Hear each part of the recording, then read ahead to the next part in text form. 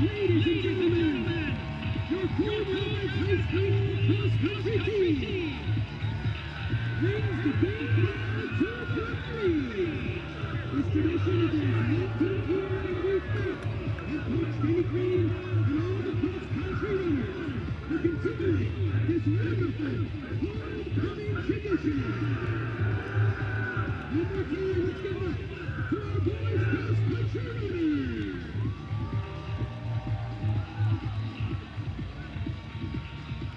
Please welcome to the field the Hopkins Royals.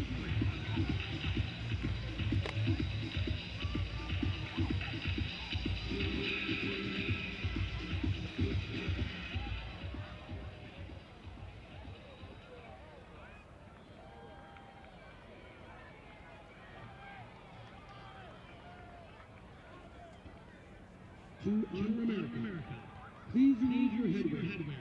Stand if you are able, and face the flag. It's the Coon Rapids High School Choir, under the direction of Josh Hines, leads us in our national anthem.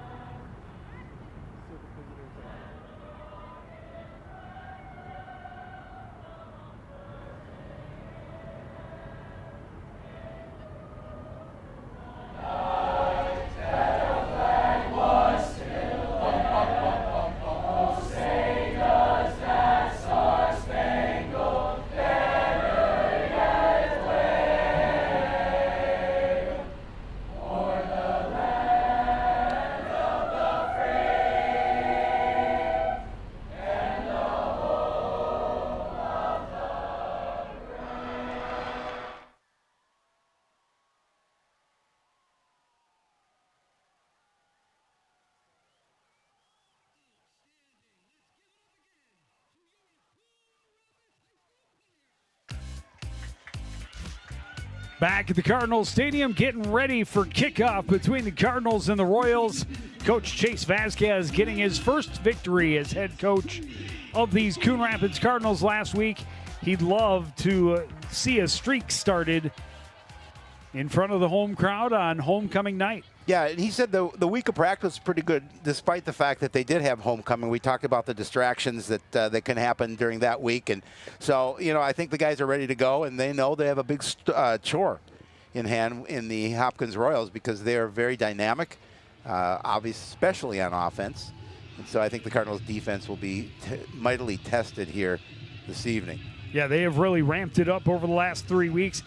45 points against Park of Cottage Grove, then 17 against Roseville, and 42 last week, and a 42-28 against Eastview. And as I mentioned, trying to finish a sweep of the Metro Maroon with a victory here over the Cardinals tonight. There's head coach Chauncey Bearfield, and we had a chance to talk earlier, and he's pretty excited. He knows. He said this is a good team in Coon Rapids. We're going to have our hands full. We have to play our best game. There he is. Liam Talley to kick it away for the Royals.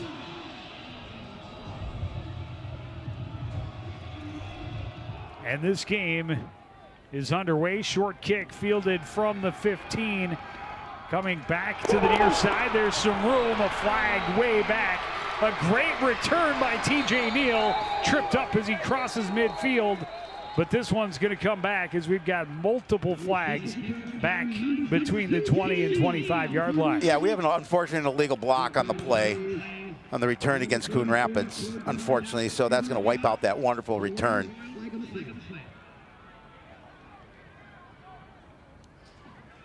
And the worst part is I don't know that it was necessary. personal foul, blindside block, return team number 24. The penalties have the distance to the goal from the spot of the foul, first down. I agree with you, Joe, that it was not necessary, obviously, but unfortunately it happens, and you want to make a play. You want to make sure that your guy, you can spring your guy, and unfortunately that was an illegal block, and they're going to catch you, and they're going to start with a long field. So instead of being on the plus side of the 50, they're going to start from their own 11-yard line. Coach Baleford, their field said, you know, we want to make sure our guy's in the right spot. And that we're going to see that on defense. We're going to have a jump and a free 5 yards on the opening play. Prior to the snap, encroachment, defense number 45. Penalty is 5 yards from the previous spot, first down. They called that on Demetrius Y. And again, this, you know, they're an aggressive defense. They're going to want to try and put the pressure on Coon Rapids, and you saw just a little bit too excited to get a jump off the ball. I'll give a little advantage to the Cardinals. They get an additional 5 yards here. So 1st and 5 from their 16. Snow out of the shotgun, has Joyce in the backfield with him and gives him the ball. And he is going to get very little off of the right side, a yard maybe. It'll be 2nd down. Yeah, Loic getting the start in the backfield this evening.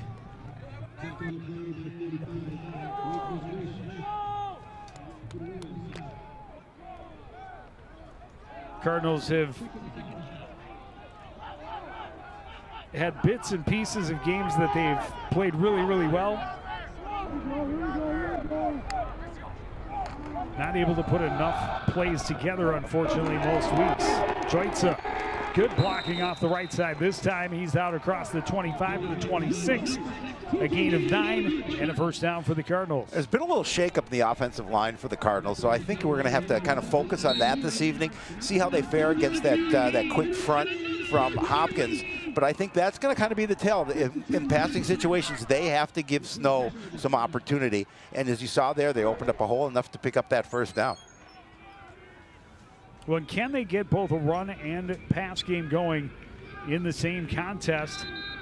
And there's just way too much movement there. And unfortunate, Cardinals kind of played their hand. False start, offense, number 17. It's a 5-yard penalty, first down. Yeah, again, so 1st and 15. Again, you don't want to put yourself in that situation. They sent Joitza out toward where they have the trips receivers already, and unfortunately Lafaka flinched a little bit.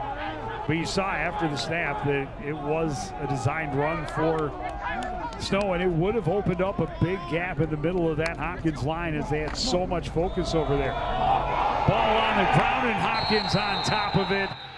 A bad exchange between Snow and Joitza, and the Royals are going to come out in prime territory. Yeah, huge defensive play for the Royals. And again, in a situation where I think that play was going to be blown up regardless, unfortunately, the ball's put on the turf, and Hopkins capitalizes. Now all of a sudden they have an extremely short field with a very athletic offense. Come out here, 1st and 10 from the Coon Rapids 16.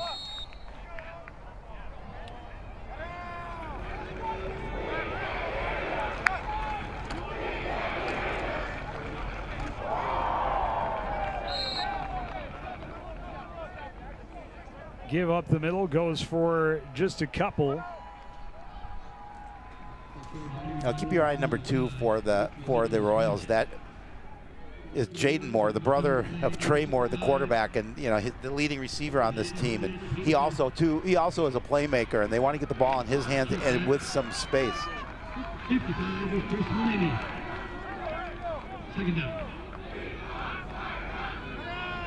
Demetrius Way with the carry. Moore wants to throw, airing it out, looking to the end zone. Nobody there.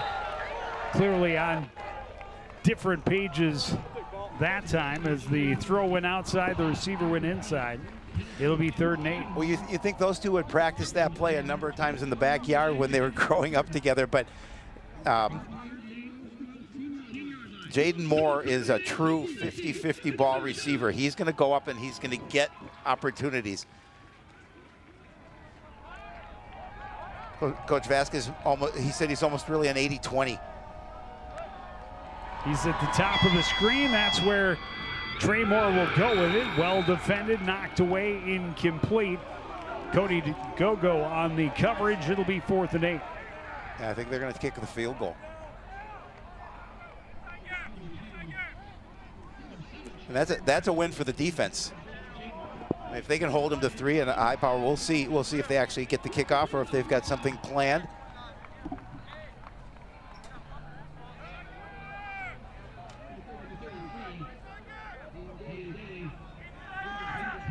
This will be a 31-yard attempt for Dolly. Kick is not going to make it.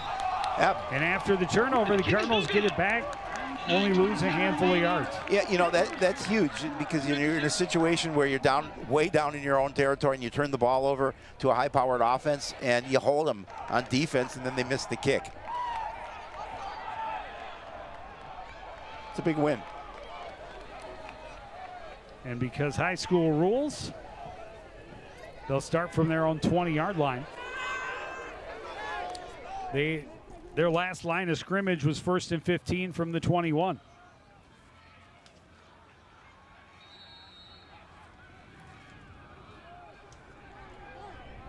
A very fortunate turn of events. Lafaka sprints out to the right. Throw's going to go complete to Lafaka on the left. And he is dragged out of bounds after a gain of about 6. Oh, I think he's limping a little bit, so hopefully he's okay. He came out of the game after that play.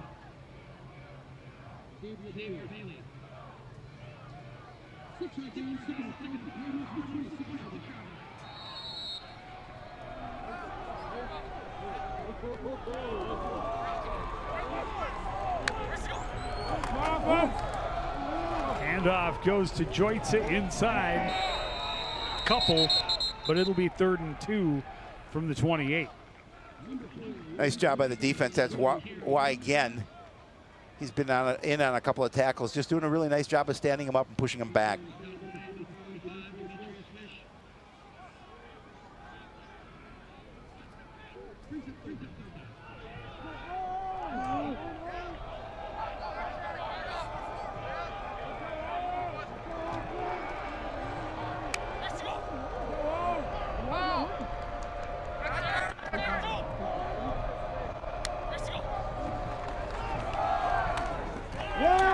Run up the middle is going to be short again, and it'll be 4th and 1. Well, that looked like he called his number. That was his number all the way, but they're going to be short, and they're going to punt the ball. You don't want to. You like to go for it, but you don't want to go for it here in this part of the field. Not after your defense just did such a phenomenal job of holding against the short field. You don't want to put him in that position too many times if you can avoid it.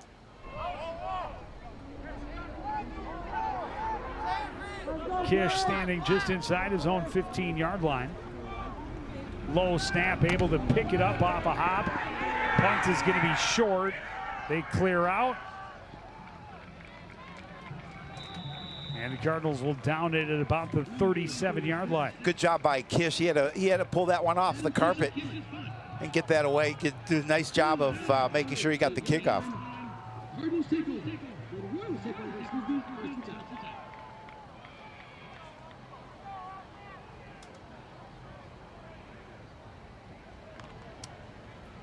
So a much longer field this time. We'll see what that changes in the offense for Hopkins.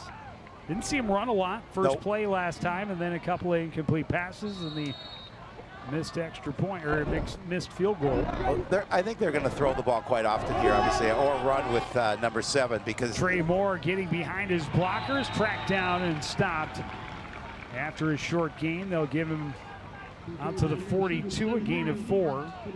That's a good play by the defense. They were able to spread him out wide, but they did not let him gain the edge. He averages almost 6 yards a carry.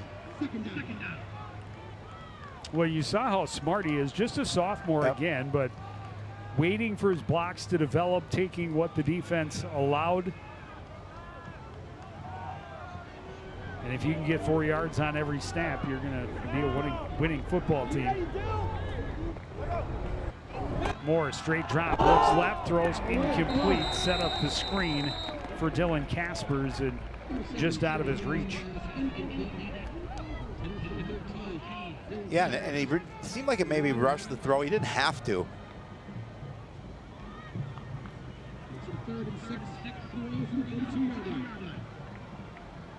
And so now 3rd and 6. He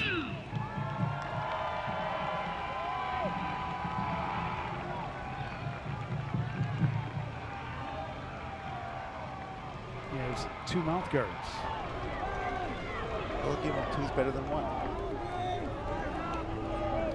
It's peppermint flavor, the other cinnamon. Moore throws complete over the middle to Moore, and Moore is knocked down immediately. The ball came loose, but after he had hit the ground, Parker Nick was right there to take him to the turf. It'll be 4th down. Yeah, that's how you make an open field tackle. And he's shaken up a little bit too after that tackle. As he's kind of walking slowly to the sideline. That is a big defensive play for the Cardinals by that young man right there. Number 13, Dylan Caspers is in punt formation for the Royals. And number 4, Malik Joseph, back deep for the Cardinals.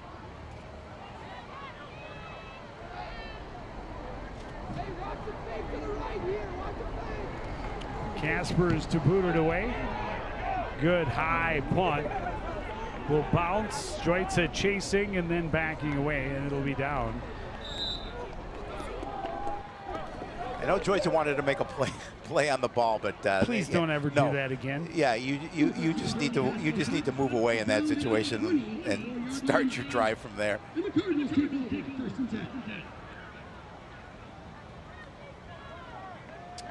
So Coon Rapids able to get a 1st down on their opening drive. Then turned it over on 1st down. Since then, 3 straight 3-and-outs, 2 by the Royals, ending with a missed field goal from 31 yards on their opening drive. Snow, empty backfield, 3 receivers left, 2 more on the right. Sends a man in motion, the handoff will go to Neal. Neal able to evade a tackler, and he's got room down the sidelines. A lot of yardage, TJ Neal. Touchdown, Coon Rapids. I'll tell you, when he cut upfield, he was only 1 man to beat, and TJ turned on the afterburners down that sideline. Cardinals are on the board first, and that is huge, huge, huge. I mean, the way he got around that corner, Joe, and then you could see he followed his blocking, but then he saw that alley, and once he saw that alley, he was able to take off and put it into a different gear. A 76-yard touchdown run for TJ Neal. The Cardinals strike first. The kick is good for Kish, and it's a 7-0 Coon Rapids lead on homecoming night. Yeah, these are the kind of things these young men need. They need to be able to get up, get that first score, play with the lead. They did last week and able to win that game. Now they're playing with the lead guy. Obviously, it's early in this first quarter, but however, that is a big play by that young man.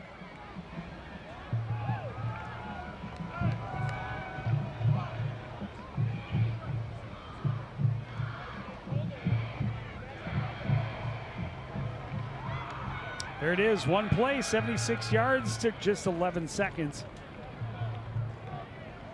Probably would have only taken 9, but he ran 30 yards east to west first.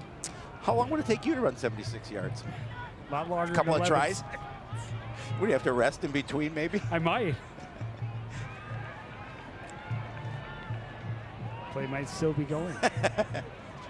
blockers would be really tested to hold their blocks. Crazy legs young. Yeah.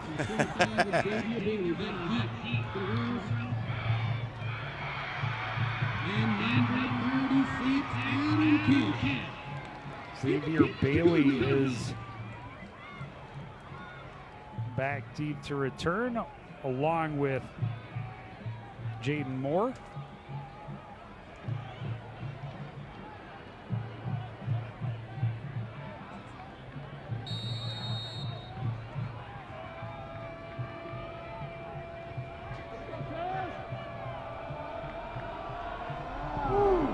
Kish goes short. Caspers will let it go out of bounds.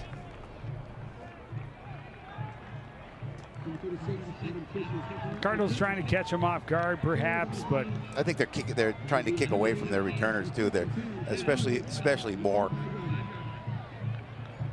They'll Quick kick out of bounds. Kicking team number 36. The ball will be placed at the 35-yard line. First down. it's actually not bad. I don't know that it even made it to the 35-yard line before it went out of bounds. Nope. I would think the Royals would be able to choose either the 35 or where it went out of bounds. Still good field position. Defense coming in off a stop. Yet it's their worst starting field position of the night, their own 35. Jaden Moore, the man in motion. Trey Moore will bring it back to the near side. The Cardinals are ready, and they swallow him up after a gain of just one. Yeah, I mean, you stay in your lane, you do your job, and you have an opportunity to limit the yards from a very dynamic quarterback running and throwing. And I just like the fact that defense stays with it. They do not miss tackles, and they make sure there's a couple of guys around the ball at all times so they can bring that dangerous young man down. Jaden lined up in the slot on the left. Ready, Elijah, ready here. Casper's in the backfield with Moore onto the shotgun on 2nd and 9. Play action. Quick little pass is complete. Left side to Eddie Walker. Cardinals all over it. And he's actually going to lose a yard. And so it'll be 3rd and 10. Cam Cummings-Coleman all over the place early on. Yeah, and again, it's just pursuit to the ball, and that's what this defense is doing. They're playing fast. They're doing a really nice job of going east to west and just not letting those Hopkins players get any room to get around the edge.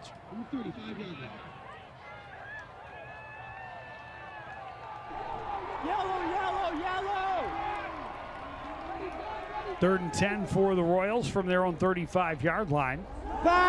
Moore has some time, now steps up, wants to run. He's got room, he's got a first down, and steps out of bounds in Cardinals territory at the 47. Again, that's what he can do. They applied pressure up the middle, kind of alleviating the pressure outside.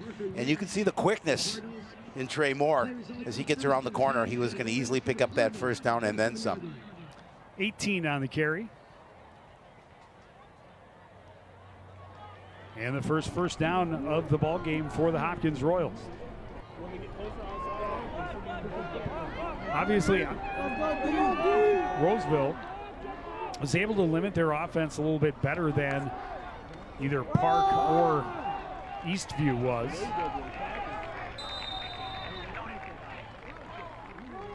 Okay, by number 45, Demetrius Live for the Royals.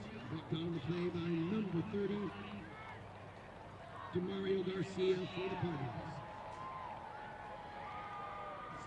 Run for 45. I hear it's someone other than Demetrius Way is who I have it. That's who I have it. Okay. Picked up 4, 2nd and 6 from the 43. Handoff goes to Way again, able to break a tackle and make his way down to the 40. Hudson Tannen on the tackle for the Cardinals. It'll be 3rd and 3. Yeah, 3rd and manageable situation. I'm assuming it'll be 4 down territory if they do not make it here. Way will stay in the backfield. With Moore, he'll get the carry left side and he'll lean forward to get the first down. They move the chains to the 36. Number 45, Demetrius Wade. For the Royals, it brought down by number 10. Yeah, just testing the middle of the Cardinal defense, just trying to get that running game For the Royals from the north and south going. 37-yard line.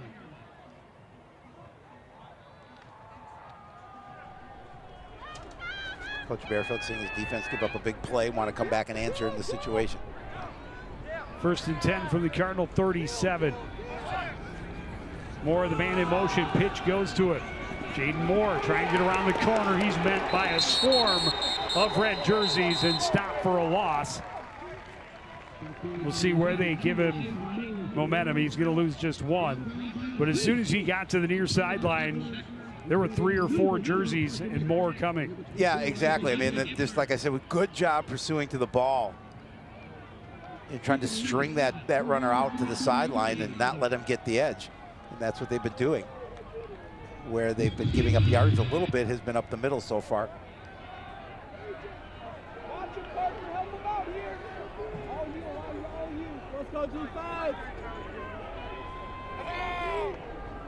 Second and long for the Royals. Moore rolling to his left. Throws on the run. Pass complete to Jaden Moore. He's stopped immediately by DeGogo. He'll be just shy of a first down, but back to a 3rd and short situation. Yeah, Trey Moore did a really nice job on the run with being pursued to find his brother to pick up some positive yardage and make it a really manageable 3rd down situation. A 3rd and 2 from the 29.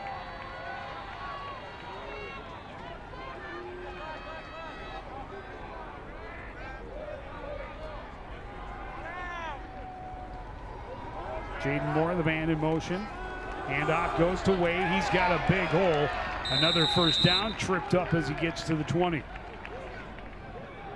Oh, we have a Hopkins player down, unfortunately. Officials timeout for an injured offensive player. One of the offensive linemen.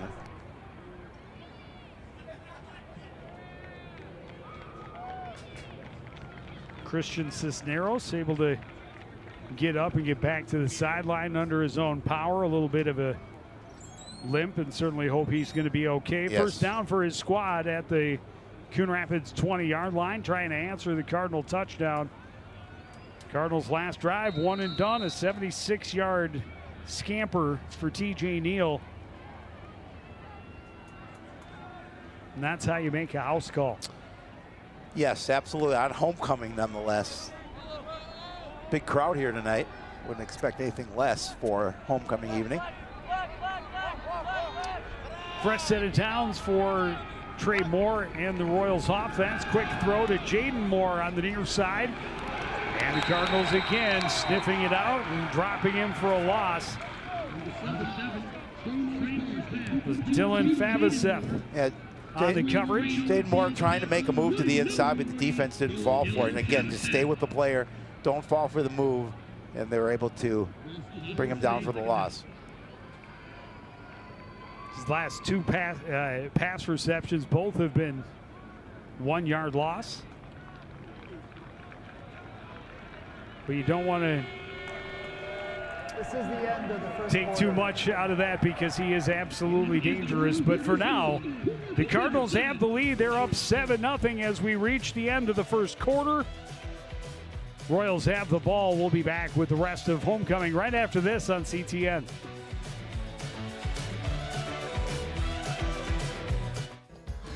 As you know, CTN's on YouTube, and we're on in a big way. We have thousands of videos online to help you stay connected to Coon Rapids on any device, at home, or on the go. And it's because of your faithful viewership that we can celebrate 10,000 subscribers to the CTN YouTube page. Thank you for your support as we continue to keep you connected.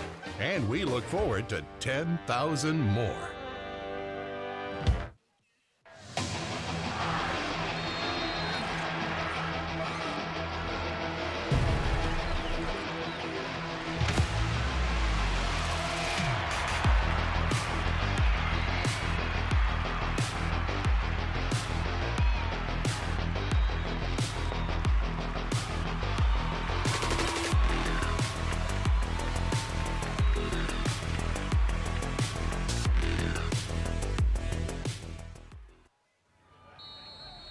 Back at the Cardinals Stadium, Hopkins with the ball, 2nd and 11 from the Coon Rapids 21-yard line. Trey Moore drops back, flush to his right, throws, looking end zone. That one is knocked down, incomplete, and the receiver had to become the defender there as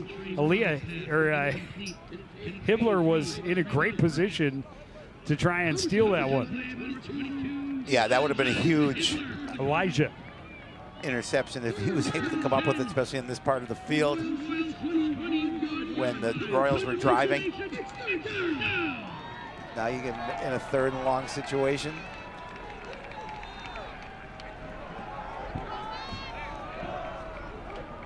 As if we do, maybe get a quick slant to Jaden Moore, see if he can pick up some yardage.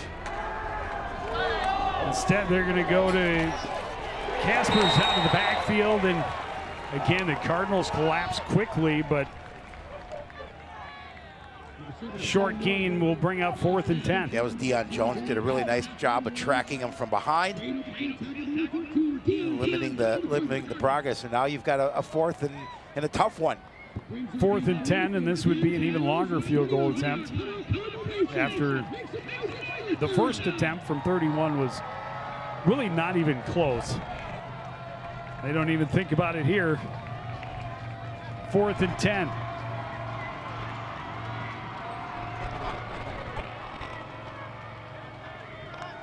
Moore, pump fake, a little touch and go, and he's got a man all alone. Touchdown. And that one was just too easy. Trevon Perkins all alone. The 2 Cardinal defensive backs were trying to figure out who to take, who's going to take Moore and who's going to take them. And they kind of bunched together.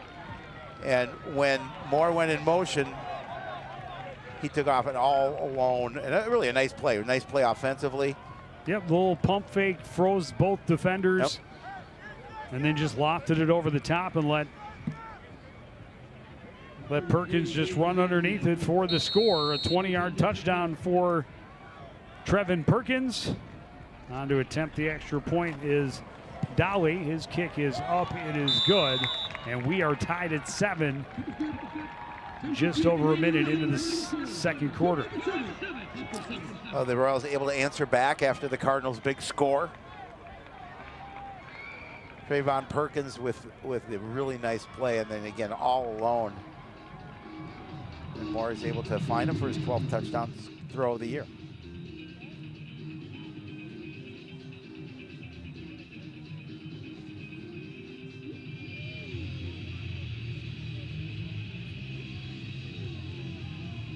Well, it looked like the Cardinal defense might have a good opportunity to hold for no points in the red zone twice in this first half. And instead, a well-designed play leads to a 20 yards Trevon Perkins reception. Yeah, 13 plays, 65 yards, and a nice sustained drive, as you mentioned, 5:37 off the clock.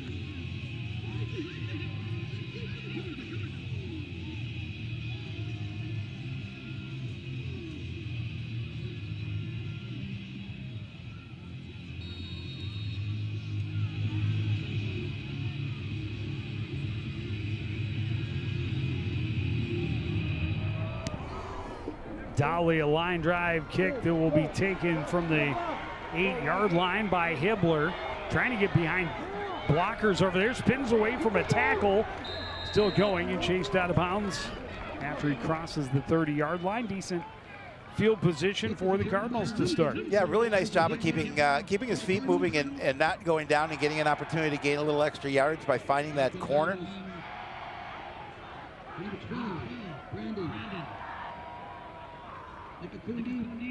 25-yard return for Elijah Hibbler. Cardinals start from the 33.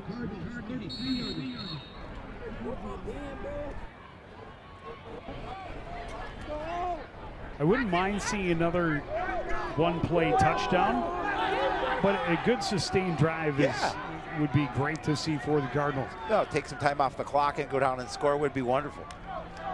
They go empty again. Same play they scored on. This time Neal is drilled in the backfield by Way. And he loses a handful. Yeah, he's shaking the cobwebs off a little bit after that. He had just a beautiful defensive play by Way as he's able to get past that offensive line and bring him down for a loss. Puts him in a second and long situation. Loss of 5 on the play.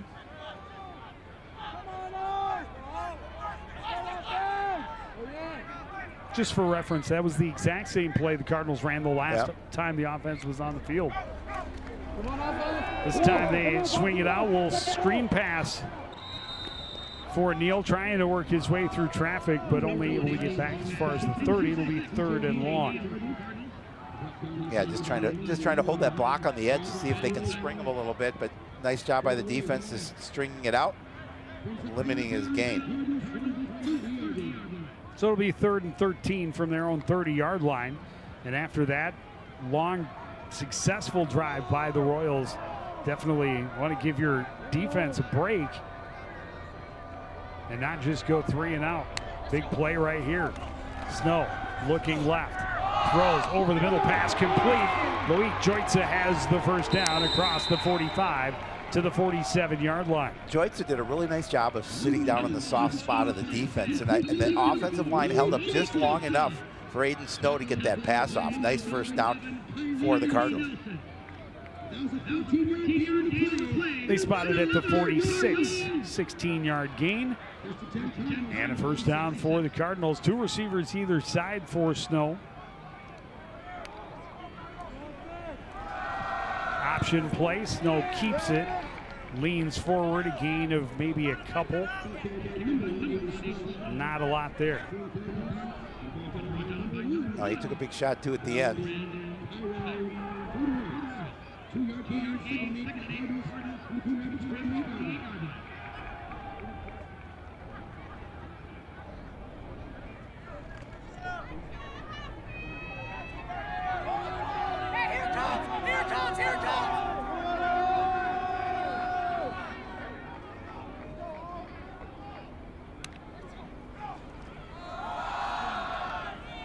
Handoff goes to Neal, gets behind the big boys up front, keeps pushing and picks up a nice gain. It'll be 3rd and short. They mark him all the way down to the 46-yard line. Yeah, again, that's the value. You keep your feet moving, and you've got an opportunity. Oh, that was Sean Washington. That was Sean the Washington, the third, correct. 32 to the Cardinals from the Royals, 46 yards.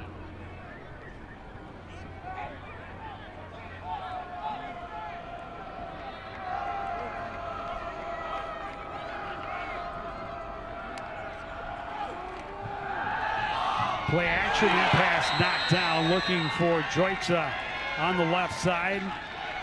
Good job by Kyrie Nelson. Yeah, he knew exactly where that pass was going. He made sure he broke that one up to put him in a 4th down situation. Cardinals will go for it.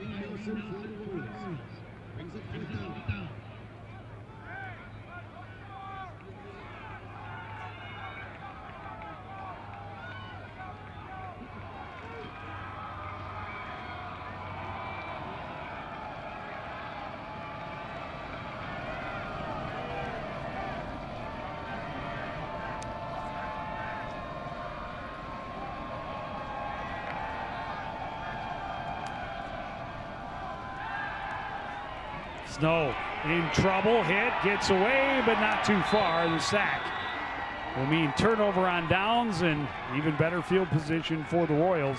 They'll start in plus territory. Yeah, so much pressure put on by the defense up front, and really not much Aiden Snow could do.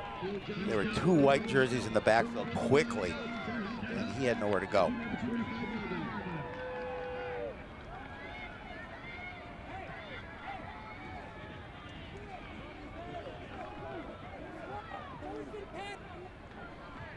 Spotted at the 45-yard line, and that's where the Royals will take over. Game now tied. Still plenty of time to go before the end of the first half.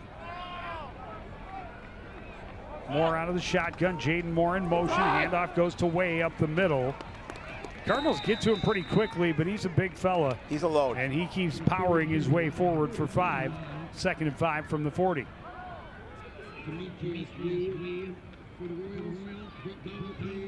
He's got a nice running style. He keeps his legs moving. He's low to the ground and difficult to bring down.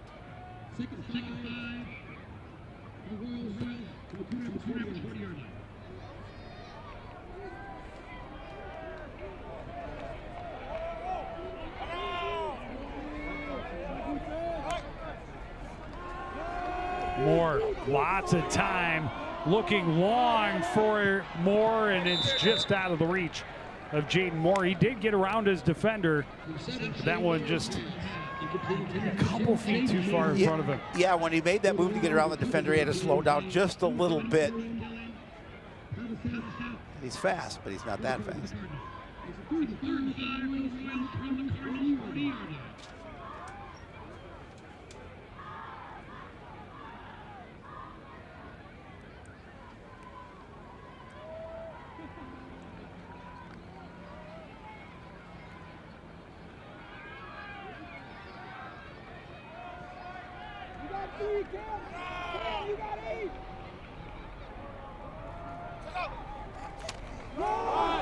Handoff goes to Wade, big hole left side, cuts back. First down as he dives forward across the 25 to the 23-yard line. Yeah, I like the play call. I think Cardinal defense was looking for pass, and they did a really nice job of just holding that block up front. Then we talked about Wade. He's a strong young man, difficult to bring down. He easily picked up that first. Picks up 16 on 3rd and 5.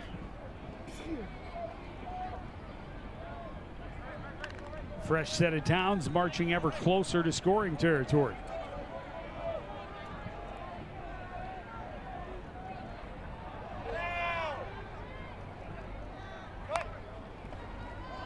Wade gets another carry, right side this time, and he's going to pick up a few more. Cam Cummings-Coleman on the tackle for the Cardinals. Defense has been on the field long time. A lot over the end of the first quarter and through the first part of the second. And starting to show as the run game has been more productive as the game has progressed. Pass complete to Jaden Moore, spins, and he's going to be right at the sticks. It's going to be just maybe a hair short. Nope, they're going to give it to him.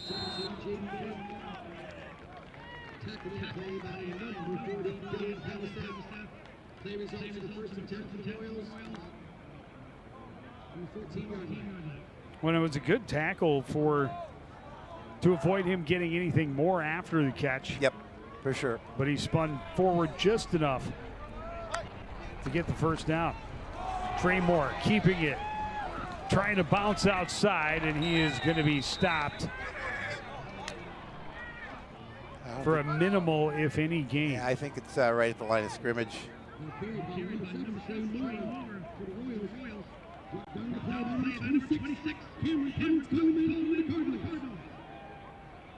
The defense has done a nice job of stiffening up in the red zone to this point. Obviously got beat on that 4th and 10 for the touchdown last possession. But until that time, they had stiffened.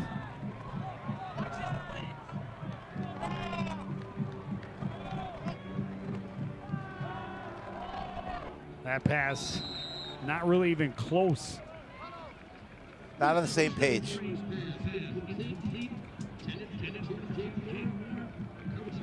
Bring up 3rd and 10.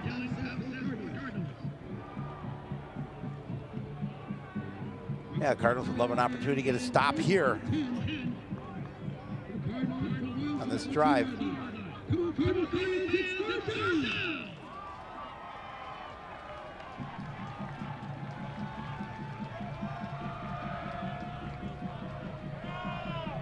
There you see the numbers, 4 of 7 on 3rd down for the Royals.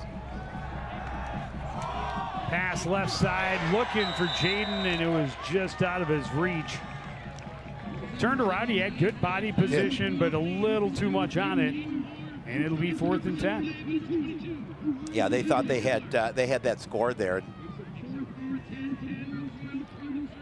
So they scored on 4th and 10 from the 20 to tie the game the last time they were down here. Now 4th and 10 from the 14.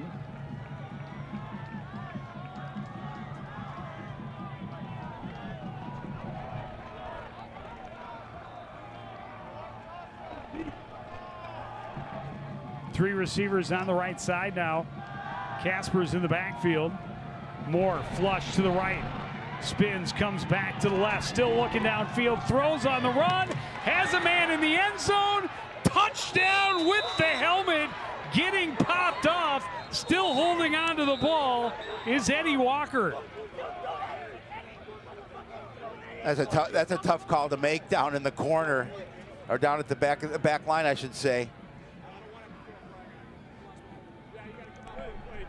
Player number 8 lost his helmet, must sit out for the next play. Touchdown is good. Oh, they're going to give him the touchdown pass. That's a heck of a catch. I don't know if he would be on the field for the extra point anyway or not. Right. But if a guy loses his helmet while catching a pass because he got hit that hard and he still holds on for the touchdown, yep, it's impressive. He should absolutely get a pass on that. Two touchdown passes for Trey Moore on 4th and 10. This one off the upright and no good. There was pressure coming. The Cardinals got through quickly. I think it was Cody DeGogo that nearly had the block and maybe affected Dolly enough, and he bounced it off the upright. What a catch for Eddie Walker. Oh, it was a phenomenal catch, and how he held on to that ball, I am not sure. With that helmet coming off, as you talked about, he got popped at the end. But great job coming down. Now it's 14 throws on the year for Trey Moore. His 14th touchdown pass. We'll see if that missed extra point looms in this contest.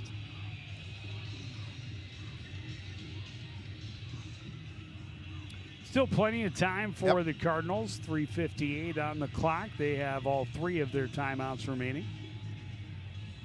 9 plays, 45 yards, took 3:35 off the clock, and that Walker 14-yard touchdown pass from Moore was definitely a thing of beauty. Well, for him to scramble the way that he did, as far back behind the line of scrimmage as he was, and to throw really to a spot that only his receiver was going to have a chance at that football. Pretty impressive. Again, you consider this is just a sophomore. Short kick taken by DeGogo at the 27, coming all the way back to the near side, and he is going to be dropped at about the 33. So decent field position for the Cardinals to start their next drive, but they'd like to, as you mentioned, put something together and see if they can get maybe take the time off the clock and cap it off with a score, maybe take the lead into the break. Hopkins will get the ball to start half number 2. Yeah, sustained drive would be great. They need a score. They do.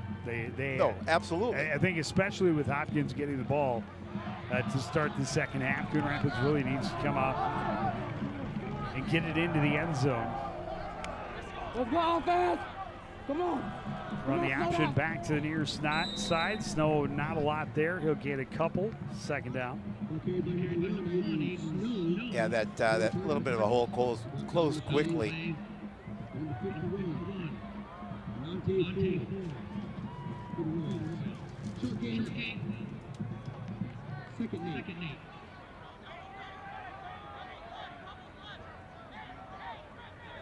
Washington in the backfield. TJ Neal is in the slot on the left side.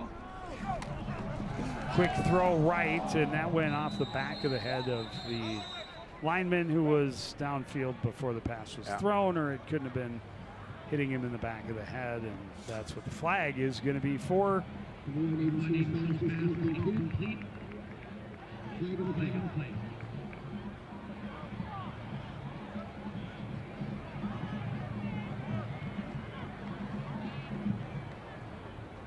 just in case the other sideline wasn't Eligible aware. receiver downfield, number 70, the offense. The 5-yard penalty from the previous spot. Second down. Yeah, a little too anxious.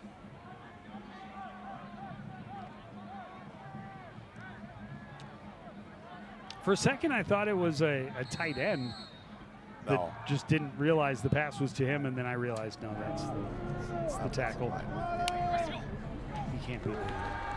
Blitz is coming. Snow flushed. Will run left. Has a little bit of room. And he's going to end up getting back the 5 they lost. It'll be 3rd and about 8. Yeah, good See pursuit. where they end up putting him. Good pursuit by the Hopkins defense. Again, running laterally. Well, because of that, at some point, a little bit earlier, Snow has to get north. Yeah, absolutely. And understand the more he cuts for the sidelines, they gives yet more Hopkins players an opportunity to join in on the fun. Yeah, they just to string it out. 2nd and 8, or 3rd and 8 now. He did, again, get back that 5 yards. Fake the give. Throw goes over the middle. What a catch by Lloyd Joitza. He's got a first down into Hopkins territory. Late flag comes in, and that's going to be an extra 15, Yeah. I believe. That'll definitely tack 15 yards onto that. That was a late hit for sure. But yeah, you're right. I mean, just a great job. Even in traffic, there were a couple of defenders just like right behind him, and he just snagged that pass. And it had some zip on it. It did. There's no foul on the play. Nope. Result is a first down. I guess the flag was thrown for no reason. It's a 14-yard gain on the play. I would have taken a late hit there and Absolutely. an extra 15. I didn't think it was really necessary. Nope. Good job, refs. 1st and 10 from the 46.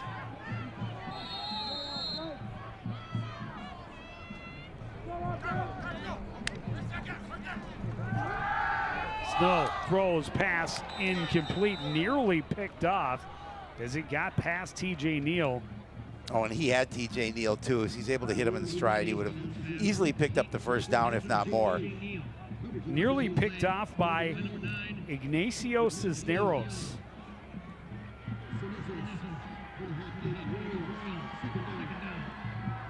So it'll be 2nd and 10.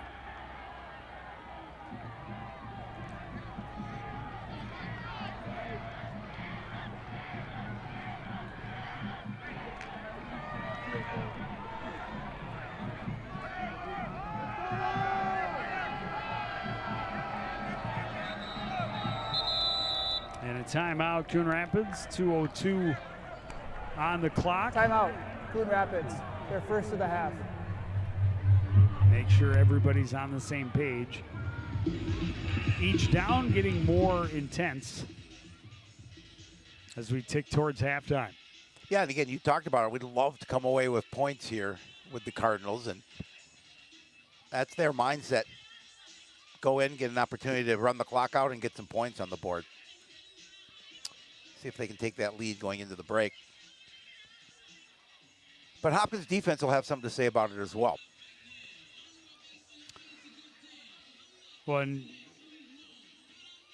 made even more important by the fact that Hopkins will get the ball to start the second half. Exactly. I don't think you worry too much about leaving time on the clock, No, as we're going to be under 2 minutes shortly. But you've got to try and slow the roll of this Hopkins offense. You held them to a couple of 3-and-outs, but now they've got a couple of back-to-back scoring drives where they've had to score on 4th down. Mind you, both touchdowns scored on 4th and 10 plays. This is 2nd and 10 for the Cardinals from the 46 of Hopkins. Snow throws, pass incomplete, looking for Vache Bradlidze. yeah. Vashi did a nice job of cutting to the inside. Again, the throw isn't there. You hit him in stride, he picks up that first down.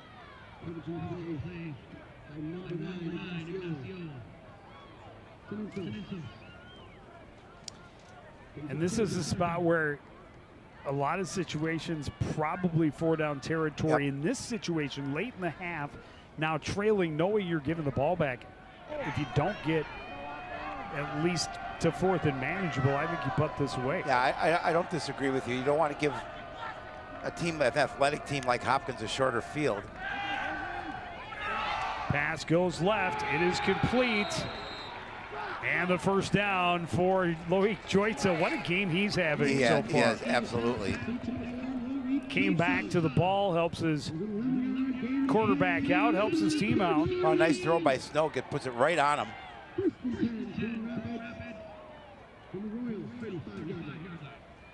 Cardinals able to keep this drive going. Moved the sticks, got out of bounds. Everybody's happy for now, except the Hopkins fans, defenders, deep coordinator. 1st and 10, looking long, and that's going to get you a flag all day long. I don't know how you argue that. You can't. You reached up and grabbed his shoulder pads, Yep. and physically, even coach says, no, you did. You grabbed it. You did. You did. It's all right. It's all right. It happens. Yep. He says, Keep but it coach, going. I didn't do it. He says, yeah, You really did. You did. Even the guys up in the booth say you did. Trust me, if replay was working, it would prove it. Pass interference, defense number 11. The 15-yard penalty from the previous spot will result in a first down. So now Coon Rapids into the red zone. 1st and 10 from the 20. 1:47 to go. Yeah, and plenty of time. 2 timeouts, and yes, now you really do control the clock. Yep.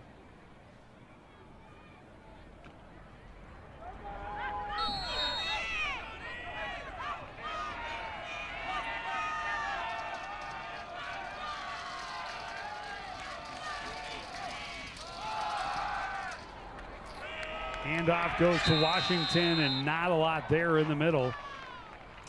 You know, the thing that Sean Washington offers you, he's got really good legs, lower body strength. He keeps his legs moving when he's running the football, and he picks up some additional yardage usually. On that particular instance, the defense did a really good job of making sure he wasn't going to get loose and get that opportunity to gain more than a yard. Well, part of the thought process with that play call, I'm sure, is to get the clock moving. Would have liked a little more than 1 yard, Yeah. however. 2nd and 9. Snow throws over the middle. Touchdown! Loic Joitza! Well, we talked about how good a game he's having, and that throw was right past the defender. Just a nice job by Aiden Snow to put it on the mark. And the Cardinals are an extra point away from taking the lead.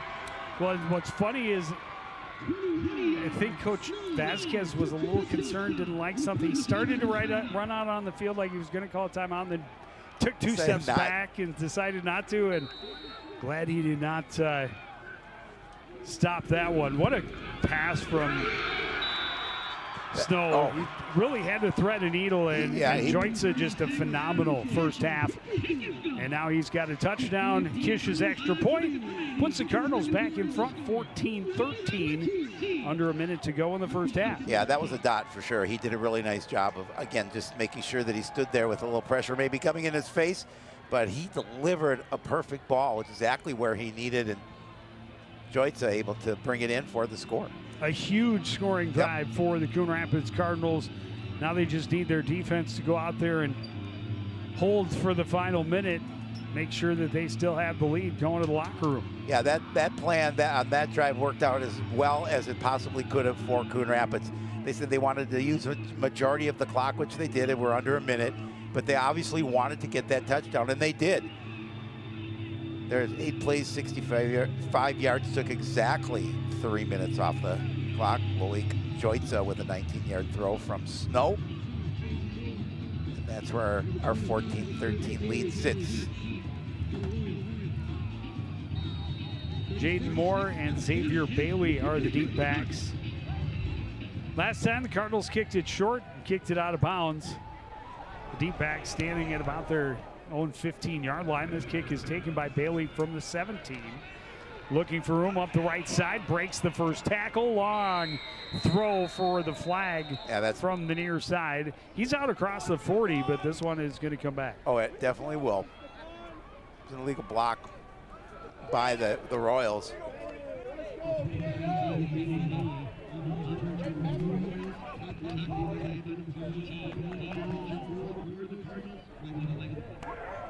the return, personal foul, blindside block, return team number 14. The penalty is 15 yards from the spot of the foul. First down. Yeah, so that's flag sitting at the 35. You remember the Cardinals lost about 50 yards almost on their flag for the same on the opening kick of the game. Yeah, Coach Bearfield talked about penalties, and he said they were having some issues pretty much, a lot during this season of committing way too many infractions, and that was a big one there because now it puts them in an even longer field with you took about 8 seconds off the clock. Technically a 15-yard penalty, but it really cost them about 23 yards from where the return was stopped. Trey Moore, quick pass, complete to Jaden Moore on the near side, spins away from the first tackler, but not tackler number 2. Gain of 5, and a timeout, Hopkins. Well, yeah, and he kept him in bounds, which was really important because it forces Hopkins to call that timeout. Elijah Hibbler on the tackle for the Cardinals. Timeout, Hopkins. They're first of the half. Clock operator, please. Clock operator, please set the game clock to 42 seconds. 42 on the game clock. As I mentioned at the top, Hopkins trying to sweep the Metro Maroon. Right. But with the situation as it is, if the Cardinals were to come back, be able to hold on and win this game, they would have the opportunity then next week to finish with the same record as Hopkins did in the division at 3-1, and the best that Eastview could do, as they have one game left. Right. They're playing. I don't know who they're playing tonight. I didn't see the schedule either. I'm trying to remember who they haven't played. I think they may finish with Parker Cottage Grove. Trey Moore trying to direct traffic, stay behind the line, pitches it over. Jaden Moore gets as much as he can and gets out of bounds at the 38-yard line. Well, and smartly takes it out of bounds, stop the clock. A little less than 32 seconds remaining in the half, and Cardinals defense, just make sure you keep the players in front of you. And well, yeah, and 12 yards, they're happy to give you 12 yards on this part of the field at this point in the ball game.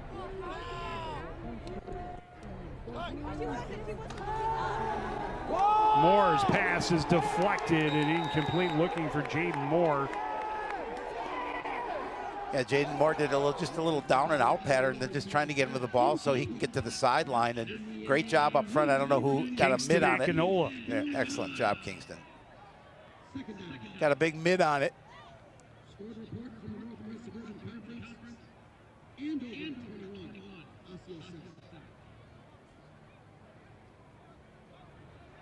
Just heard an out-of-town score. Andover 21, Osseo 7. The break. 2nd and 10. Moore has some time. Moving to his left, throws on the run. That is incomplete. Over the head and out of the reach of Eddie Walker. Yeah, we saw Eddie Walker make a heck of a catch in the back of the end zone, but he certainly wasn't going to get that particular pass. But boy, did he make a nice play on the ball to catch that second touchdown. Get hit is hard enough to knock your helmet off. You still come down with the ball in the end zone. Yep.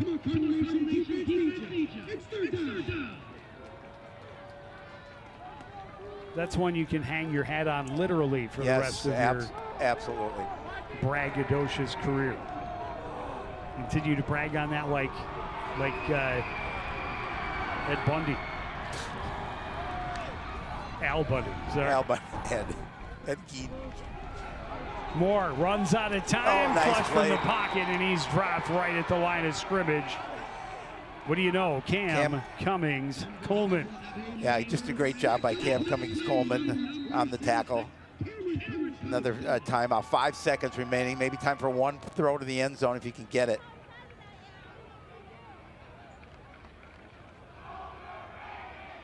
Big play by that young man. Had a chance to talk to him briefly before the contest. Timeout. Timeout, Coon Rapids.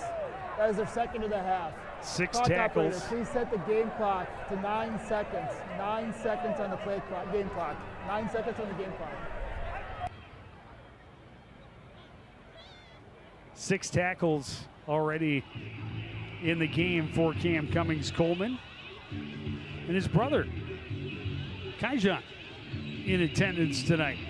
Yeah, Kaijan, we got a chance to talk to him, take a quick picture.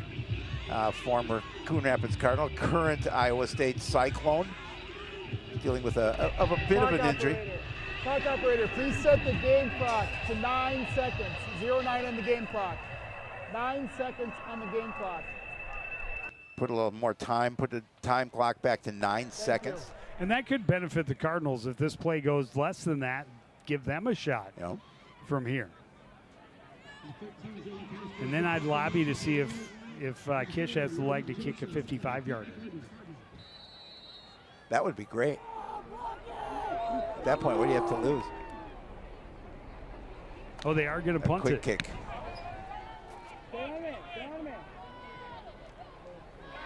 On the bounce, Joitza will not get out of bounds before the buzzer sounds. Or will they add some more time? They've added time a couple of times, but not this time. Cardinals with a solid drive to the end zone. Loic Joitza getting the touchdown reception, and they have a 1-point lead heading to the locker room. It's homecoming, and the Cardinals are up 14-13. You're watching Ag School football live on CTN.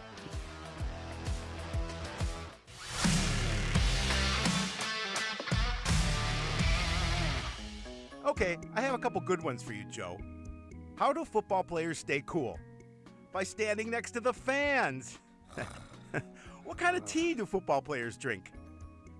Penalty. Why can't you play football with pigs? Because they hog the ball.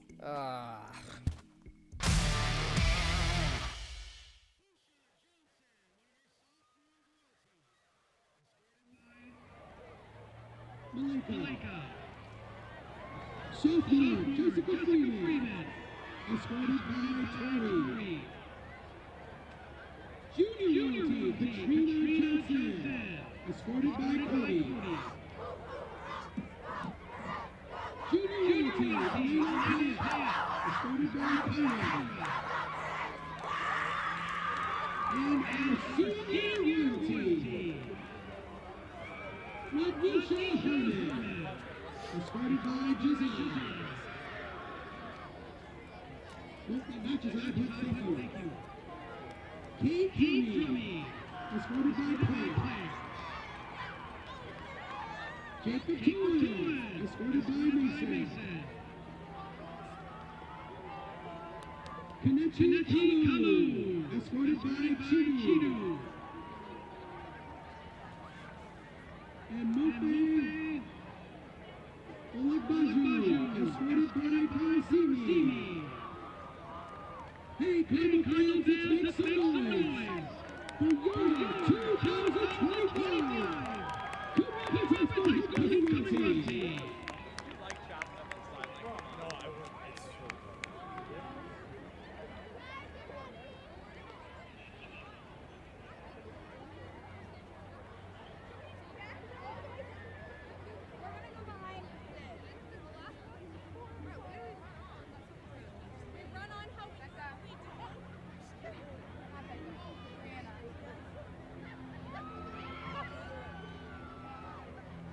One last time, let's give some noise and a big round of applause to your homecoming royalty.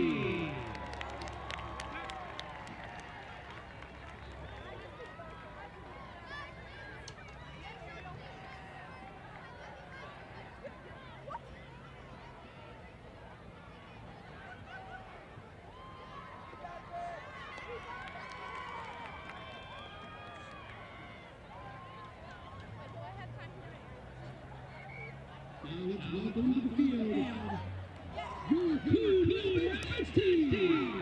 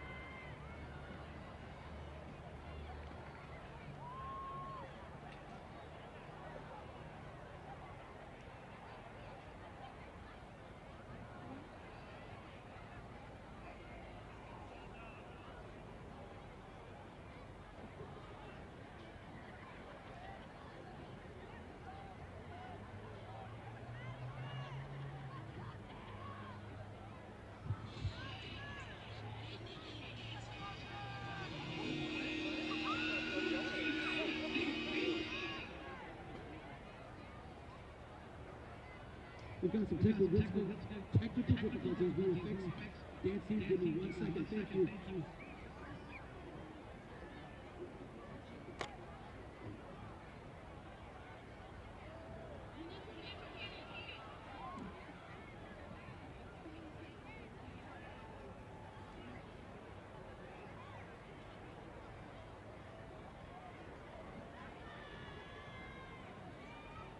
Let's give it up to our dance team.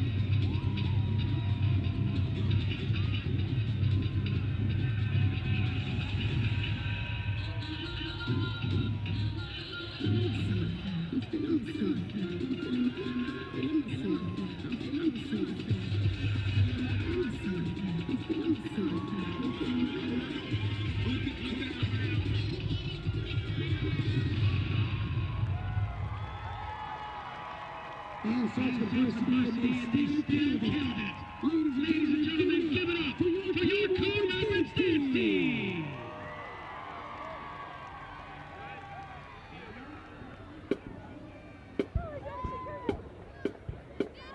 Please welcome to the field your award-winning Coon Rapids Marching Cardinals.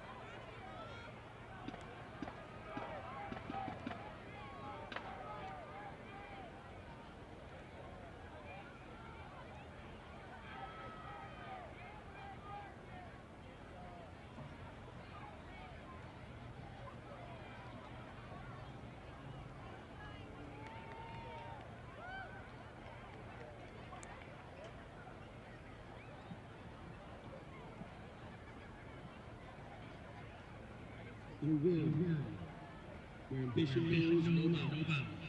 One symbol rules above all others: the Crimson Crown. Its power promises greatness, loyalty, and absolute corruption. Witness as this power beacons those who dare to chase it. The Crimson Crown opens with Taylor Swift's I Did Something Bad, featuring an alto saxophone soloist. Next, Mad World by Tears for Fears, featuring the Barisax section, as well as a trombonist. The final movement intertwines Billie Eilish's You Should See Me in a Crown, with In the Hall of the Mountain King, at Bard Greg.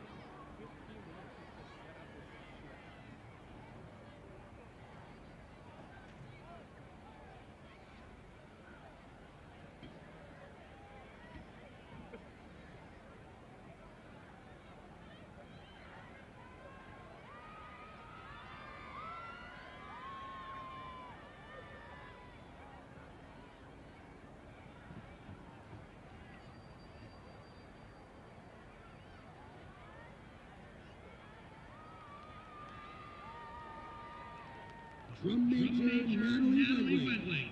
Is your band ready?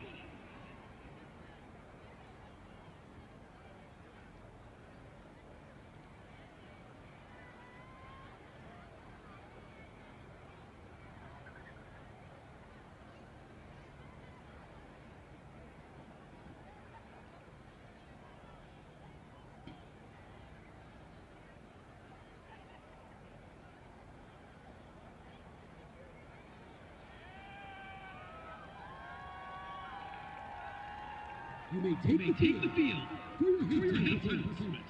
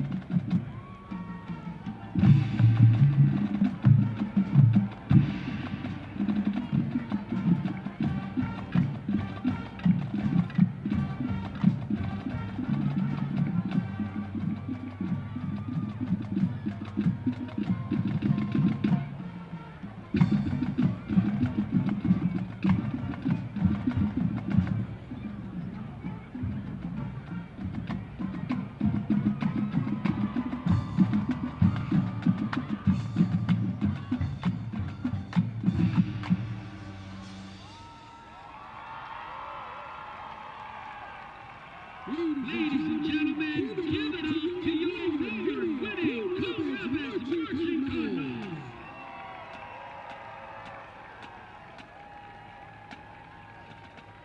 Coon Rapids marching band has had a couple great weeks. On September 20th, they competed in the Secret Marching Classic. There, they swept every category, winning first place in Class AA. This past Saturday, they competed in the Challenge Park Rebel Classic Field Competition. And that show, they won the awards for Outstanding Color Guard, Outstanding Performance. They also took first place in Class AA, making them the grand champions of the event. Congratulations on the big win. Now, tomorrow morning, Coon Rapids Marching Band will be competing in their final show of the season, the Youth in Music Marching Band Championship. It is the state championship tournament for our marching band. The show starts at 7 a.m. at US Bank Stadium with the Coon Rapids Marching Band taking the field at 8:45 a.m. Good luck tomorrow morning to our award-winning Marching Cardinals.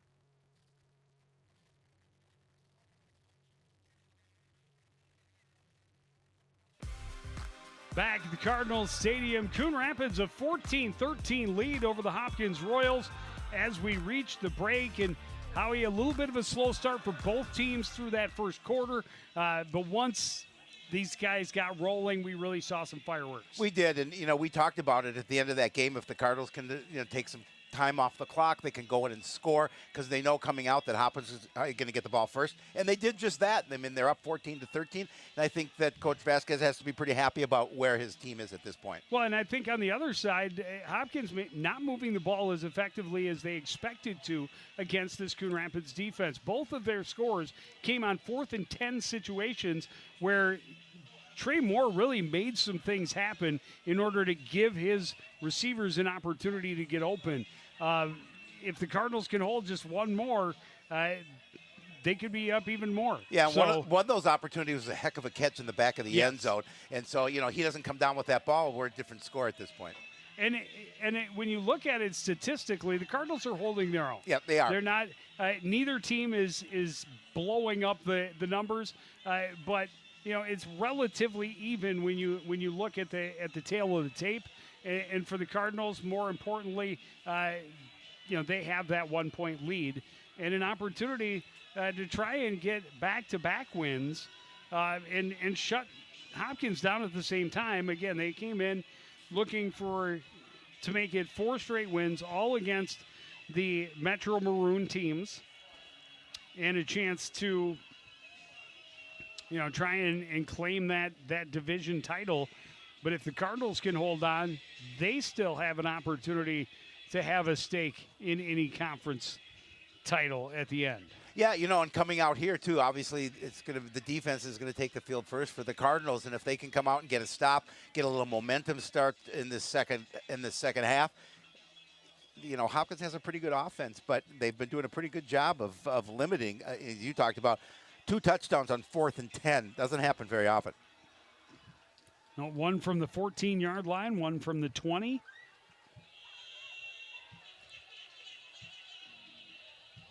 And the scramble by Trey Moore, giving time for Eddie Walker to get lost in the back of the end zone for that second touchdown, was really impressive. And then even more impressive was Walker holding onto it as he came down, taking a big hit, then knocked his helmet off. Yeah, popped it right off, and but he held onto that ball and got the touchdown for Coon Rapids. Now we'll see what they do, who they're going to kick this ball to. They've been keeping it away from Jaden Moore, number 2 for Hopkins. Keeping it to the other side of the field. We'll see what they do here to start this second half. Well, the first kick, they kicked short out of bounds. I think they were trying to catch him off guard and maybe get a little onside opportunity. Instead, the Royals wisely let it go out of bounds. The second one they kicked to Bailey. And they have done a nice job so far of limiting Jaden Moore, who is so dangerous when he has the ball in his hands. But they have stayed right with him. When he has caught passes, he's been hit immediately. Yep. And Cardinals getting a lot of support defensively. You see all the stickers on that young man's helmet. Tells you he's had quite the season for the Royals. Yeah, he definitely has, and he's a dynamic athlete as well as his brother Trey. Yeah, he had 9 catches just last week. 9 catches, 161 yards and a touchdown. Oh, he also had 11 carries for 85 yards. That's solid. That's solid. That's a solid night's work. Yeah, just almost 250 yards of offense. Bailey takes it from the 8. Chased down at the 22-yard line. Good downfield coverage by the Cardinals, and guys staying in their lanes did not give him any opportunity to try and get around the corner. Coach Vasquez said, special teams is going to be important tonight, and they've actually played pretty well. I mean, you give them a fairly long field, you make a good tackle, you don't let them get to the outside, and that's kind of been the theme for this evening for both teams. Just if you can limit that run around the edge.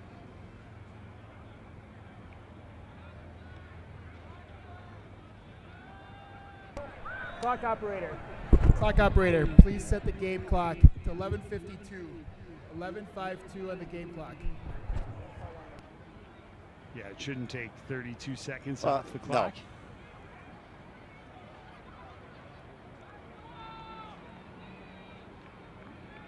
Hey, we're set to go.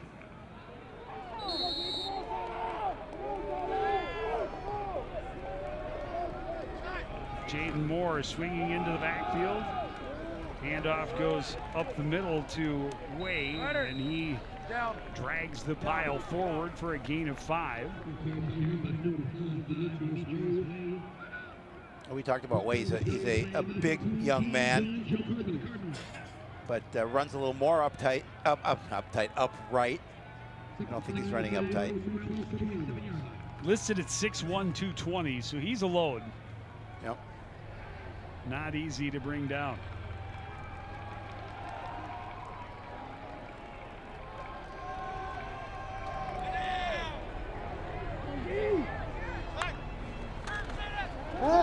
Trey Moore rolls out, now throws it to Jaden Moore. He's hit immediately, driven backwards And another reception for a loss. Cody to go. Not fooled for even a second. We have an injured Cardinal on the field with a defensive lineman.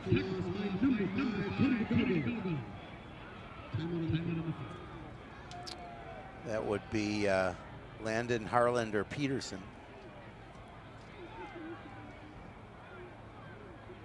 We certainly hope he's okay.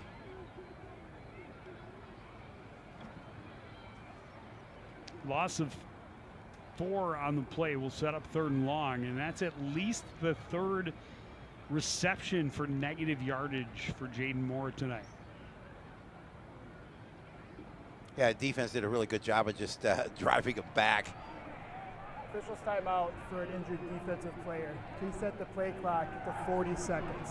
40 seconds on the play clock. A couple of other receivers also have Please negative set the play yardage clock on their to catches. 40 seconds. There you see the 40 seconds. stats. Actually, the Cardinals more yardage than the Royals in that first half. Actually, pretty well even. 90 yards on the ground, 71 through the air, 161 yards total. The 1 turnover for Coon Rapids, and both teams committing 3 penalties, a little more yardage against the Royals than the Cardinals. Yeah, that's not good. No, not putting any weight on that left foot.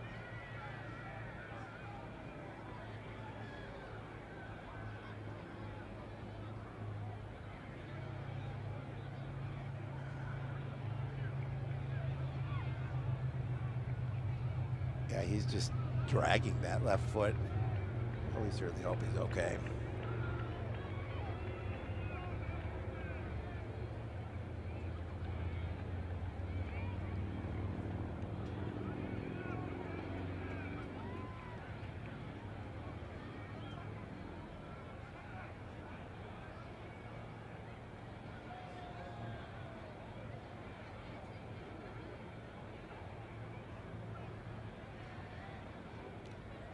Well, and the Cardinals, we talked about it earlier, already nicked up enough to cannot afford to lose any players.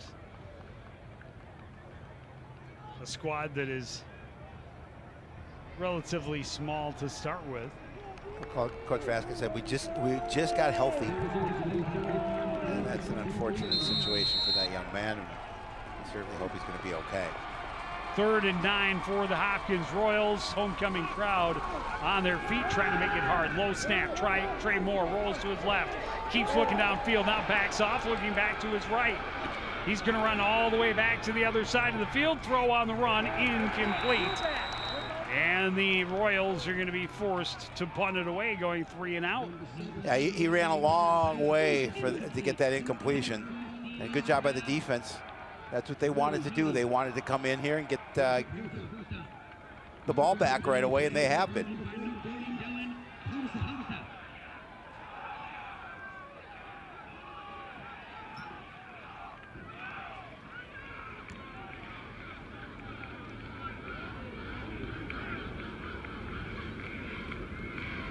Caspers is on to punt. Joitza standing just on the Cardinal side of midfield. He'll back up and take it from the 43. Cuts up the middle into Royal territory. He's dragged down by a host of Royals running into at the the kicker. 45. Running into the kicker on the Cardinals. That's tough. Would have had great field position. Personal foul, roughing the kicker. Ouch.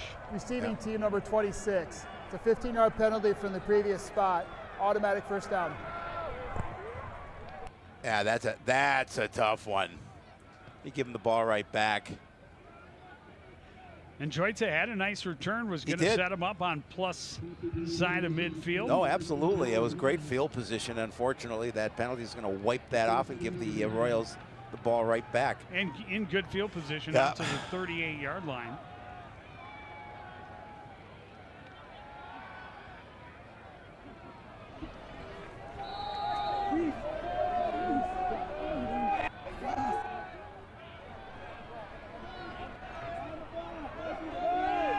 Fresh set of downs for the Hopkins offense. Another low snap, handoff to Way. He's met at the line of scrimmage, able to force his way forward for a gain of a yard. Yeah, good job again by the defense just to get low and bring him down. You want to bring him down around the ankles, and now he's hobbling. He's going to come off the field.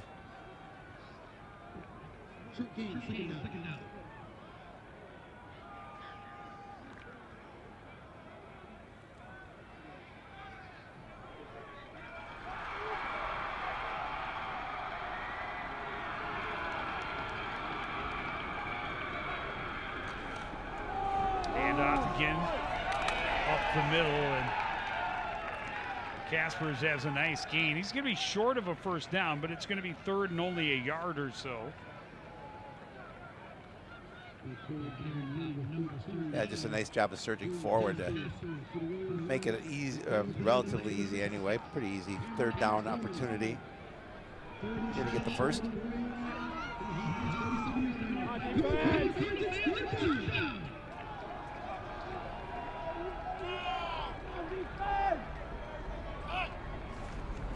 Another low snap, another handoff to Kaspers. He's got a first down. He'll get across midfield and into Cardinal territory at the 49. Gain of 4.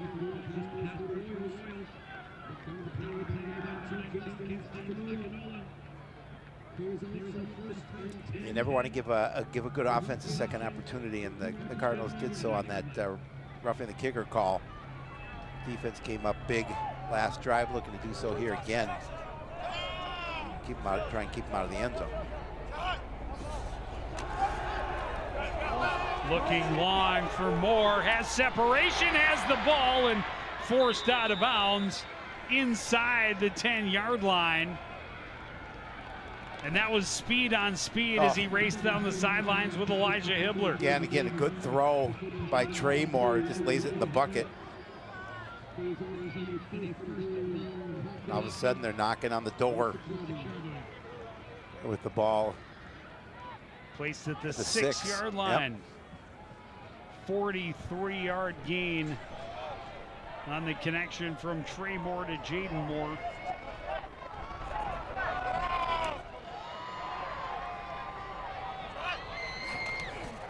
Moore keeps it, running right. A lot of red jerseys trying to get around the corner, and is going to be forced out of bounds. Down inside the 5, it looks close to the 2-yard line. Yeah, he's dangerous. They did a good job of just running him to the sideline and limiting him, not letting him get to the end zone. Great pursuit by a number of Cardinal tacklers. Makes it second. Way is back in for Hopkins. See if they give him the ball in this situation.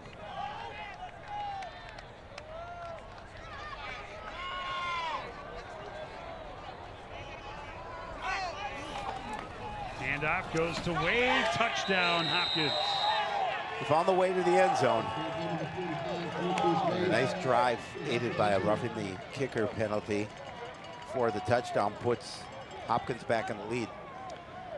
Looks like they're going to keep the offense out there, go for 2, try and make it a 7-point lead. Yeah, I certainly would. There's no reason to kick the ball here.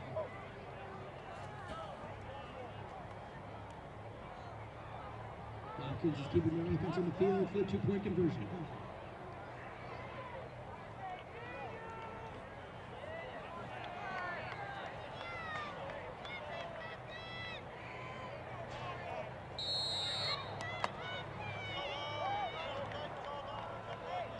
See what they dial up for their 2-point conversion attempt.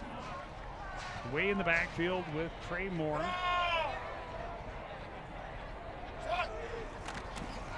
Fake the give, he'll roll to the right. Moore trying to cut back up, no chance. 2-point conversion unsuccessful, the lead is 5. Well, we talked about that missed extra point. Will that come back to him? We'll see now here with now a missed 2-point conversion. See what the Cardinals can do on this offensive opportunity.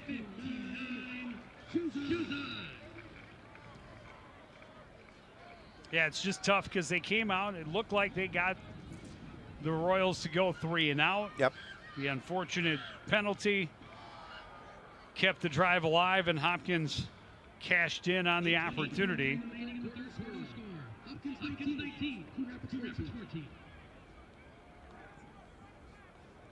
Now, if you're Coon Rapids, I don't want to get too far ahead of myself, but if you score the touchdown, do you then go for 2 to make it a 3-point lead? Well, I could certainly see them doing it. I don't think the kicker. Because there's not a lot of difference between a 1 and a 2-point lead. Kaijan is hiding behind that his family. upright there. Yeah, he's with his family. We got a good shot of all of his family members. Yeah, but he's stand up, Kai.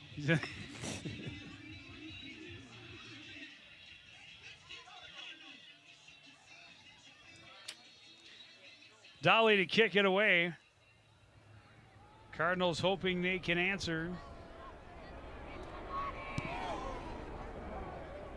This one's going to be taken from the 11.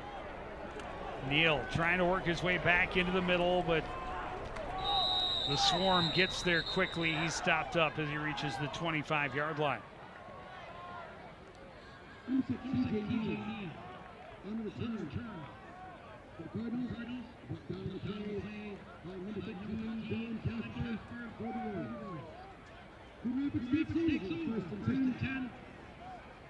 And now the Cardinal offense needs to start clicking. Yes, they do.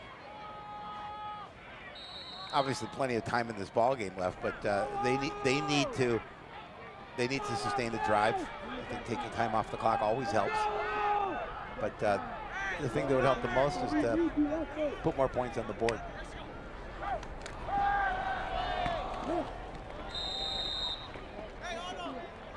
Pass complete near side to Naruddin Muhammad.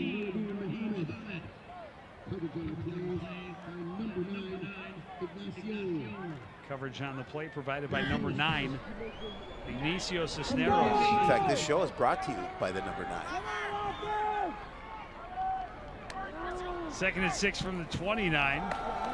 Handoff up the middle, and Washington, the third, has a first down out close to the 40-yard line.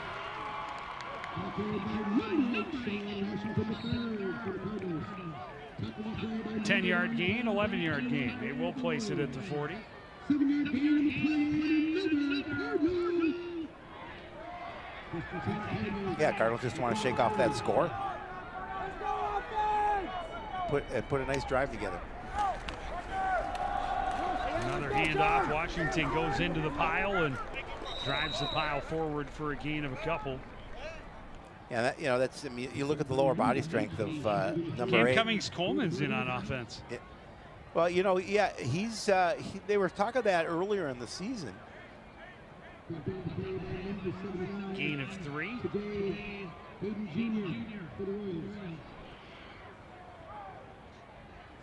Strong young man. He can clear a hole. Spreading him out. As a receiver on the left side in the trips formation. Sean Washington, the third, is the lone setback. And a lot of confusion, and they're going to be timeout. Coon Rapids. Yeah, the first of the half.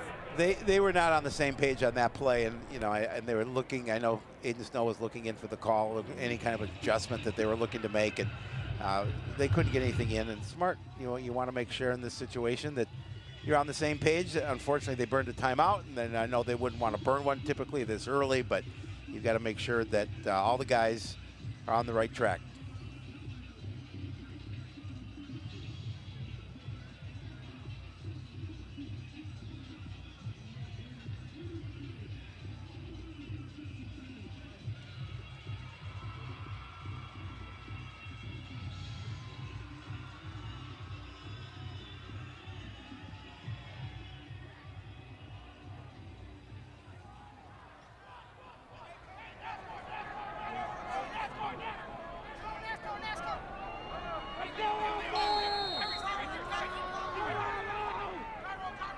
Three receivers and a split back on the left side. They'll move Neal over to the right now.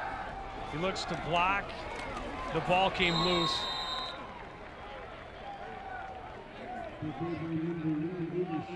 Snow was able to hold on to it. Looked like he lost it there for a second, but he's going to be dropped for a short loss. It'll be 3rd and long. Yeah, now a tough situation at 3rd and long.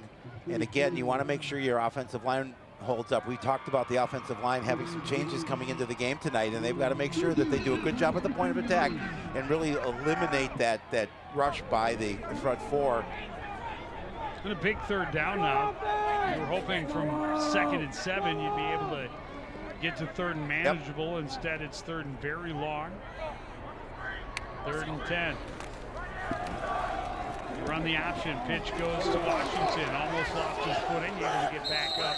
Get across the 45 to the 46, but the Royals hold there.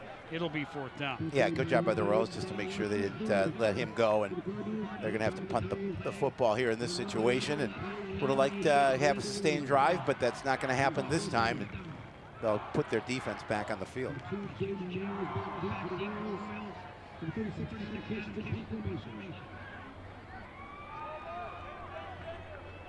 Adam Kish had to take the first punt attempt on the skip. He did. And able to get off a good punt, and Moore wasn't able to get underneath it for a return. So they were able to down it. Can he keep it away from him? Get off a good punt here. High putt toward the near sideline, and he calls for a fair catch. And this one's going to hit and bounce, go out of bounds at the 22-yard line. Yeah, now if you're defense, you want to make sure you hold them. You cannot, you don't want to give up any more points in this situation because you're down by 5. You put them on a fairly long field after that punt. But the key is trying to see if they can get a 3 and out.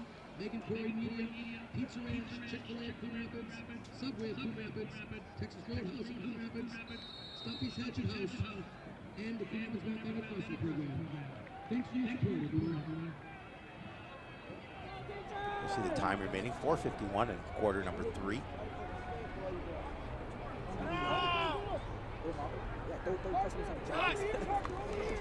Handoff goes to Way, and Wade will get out to the 28-yard line. Gain of about 6.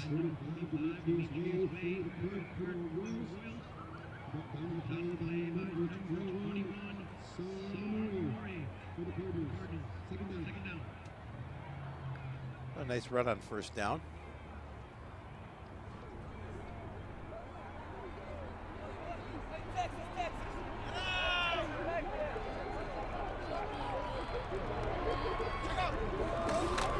Second and 4, handoff goes to Way again. He's able to bounce to the outside. He's got a 1st down, and he's forced out of bounds just short of the 40-yard line.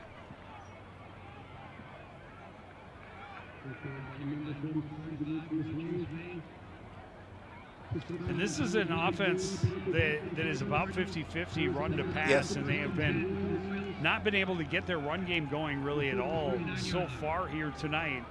And this is a point in the game that Cardinals can't afford to let them just start marching down the field, running the football and moving the chains and eating up the clock. No, definitely not, because their Cardinals have played well here tonight, and they're in this one quite obviously, and they just need to come up big on the defensive side of the ball. Casper's back in the backfield. Pitch goes to him, running right. Cardinals pursuing. He's able to get around the corner and get some positive yardage. He's going to pick up about 7 out to the 46-yard line. After they nearly had him in the backfield. I thought they were going to be able to do that, but he did a nice job of cutting it upfield and picking up some nice yardage. And again, just what you were talking about, picking up some chunks, getting their running game going, picking up some chunks of yardage the last number of plays. And well, they came into this game, I think they have 3 guys that average more than 5 yards per carry. Yeah.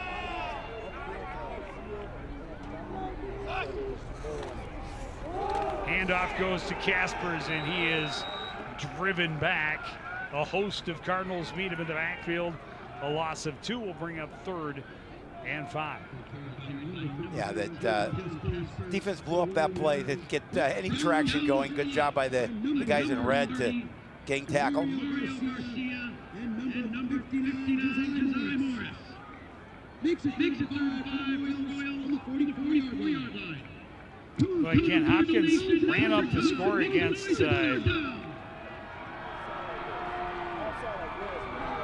Park of Cottage Grove a couple weeks ago, and then against Eastview last week. But in between, they just held on for a win against Roseville. So they know how to salt one away as well.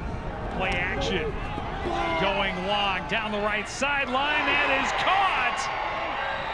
A tremendous catch on the far side by Trevin Perkins in tight coverage, and that is a couple of beautifully placed balls from the quarterback, Trey Moore. Oh, that was the key. I mean, you throw that ball exactly where it needs to be, up over the defender, right into the bucket. Yeah, he made a great adjustment on the ball, made the catch, and keeps this drive moving downfield. Down with it inside the 20 at the 19. 1st and 10. Handoff goes to Caspers. Caspers met immediately, able to drag a man with him forward for a gain of a couple.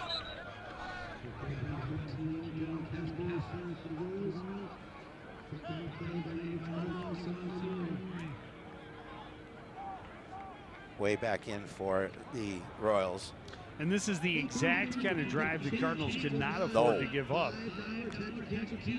Just slowly, methodically working down towards another score, eating up a lot of clock.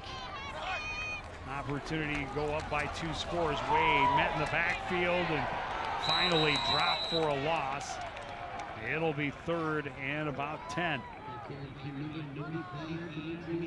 Well, we've seen the Royals score a couple of times in 4th and 10.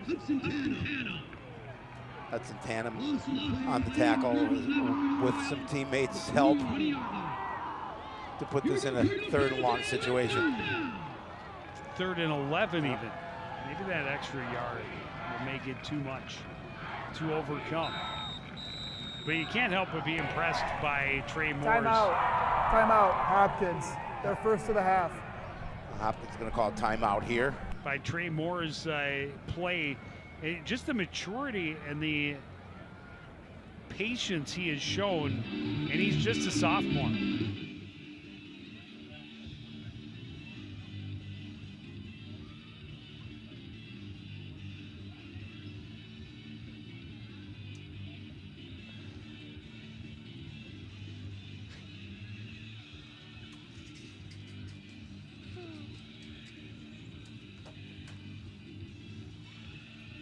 And this is a huge opportunity for Hopkins, a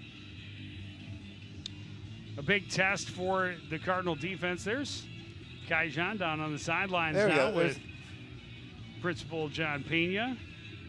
Yeah, he's such a nice young man. Came up to the booth to say hi to us, and I'm so happy to see his success at Iowa State. Said he will be able to return before the season is over, so that's good to hear. Yeah, Cyclones out in Colorado this weekend.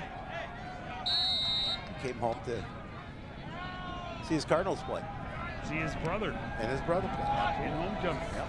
3rd and 11. Moore fakes, rolls out, throws. That pass is incomplete. You got to give credit to these guys. They will go up and go after those balls. Perkins took the hit, but not able to make the catch, and it'll be 4th and 11.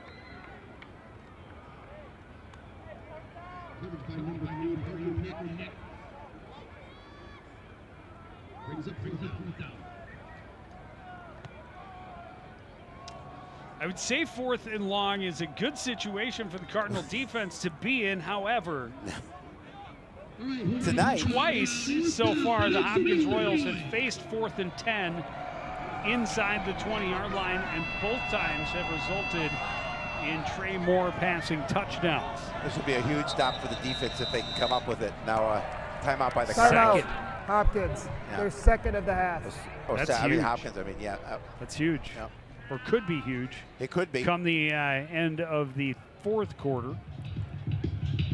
Well, I'm assuming that Coach Bearfield saw something on defense that he didn't like for the play that he called, and decided that let's make sure we're doing this, and we'll call a second timeout. Obviously, did not want to burn it at this point in the ball game, but Sometimes you need to in order to make sure everybody's on the same page, and it's a big play call here because if you don't get the first down, you turn the ball over.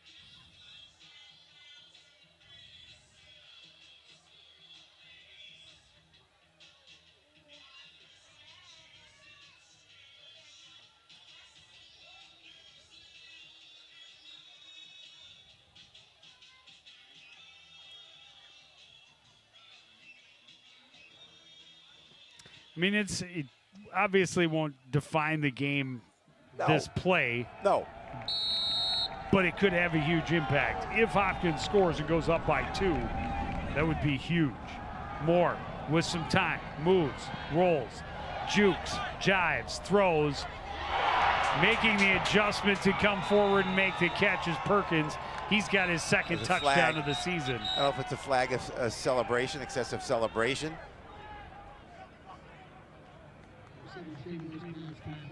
We'll see what they call, but nonetheless, that was a heck of a play to make the adjustment, get in front of the defender, and a good job by Trey Moore finding him for the score, and that's huge. Because this third quarter is about to expire. And all of a sudden, the Cardinals trail by double digits. After the play, as sportsmanlike conduct, offense number 83. The 15-yard penalty will be assessed on the kickoff. The touchdown is good. That is number 83's first unsportsmanlike towards disqualification. Yeah, I think that's that excessive celebration call. We get a few of those after a really good sports night. Opportunity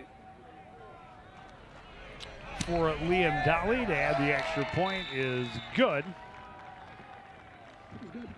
And it is 26-14. Yeah, that's a big score for the Royals and a tough one for the Cardinal defense to give up. There's Trayvon Perkins, 3 receptions, 77 yards, and 2 scores this evening.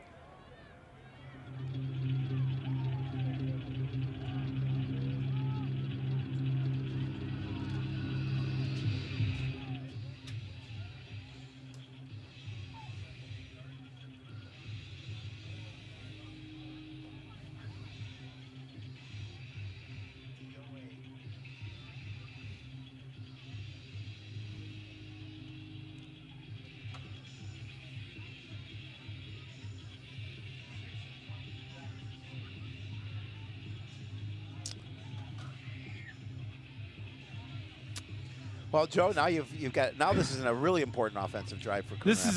This is a critical drive. Yep. Maybe the most important offensive drive of their season thus far. Is they're going to get it in relatively good position because of that 15-yard penalty. Yep. They have to get it in the end zone. They do. And they have to do it relatively efficiently. Yep. Time is not an issue yet. No, obviously, you still have a full quarter. But you want to do it relatively quickly, and then you have to have a stop on defense. That's the key, is your defense has to come up with a big stop if you can go down and get some points here. Hopkins 2 drives in that third quarter and 2 scores.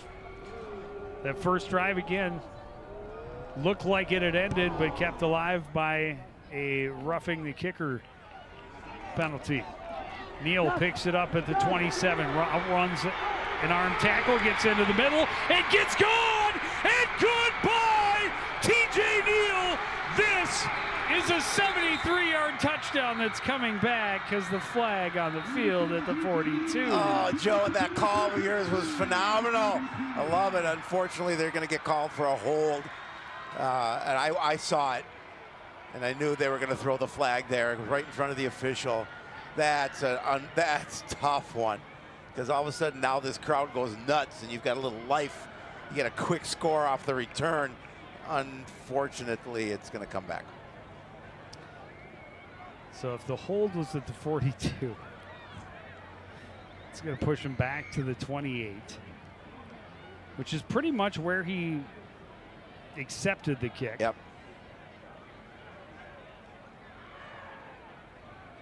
Oh, nobody more disappointed than that young man right there because he made a play for his team. And well, and again, he had a great return on the opening kickoff. in this ball game, got it across midfield, and an illegal block penalty brought it back. They started from their 10. There are 2 fouls on the play, 1 on each team. During the return, holding, return team number 24. That penalty will be assessed 10 yards from the spot of the foul.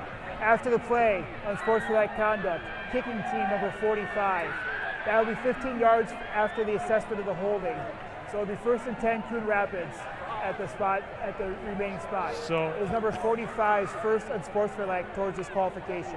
I love so they count off 10 backwards from the flag and then 15 forwards. Yep. Why not just go 5 forward from the flag? That's kind of what I'm thinking.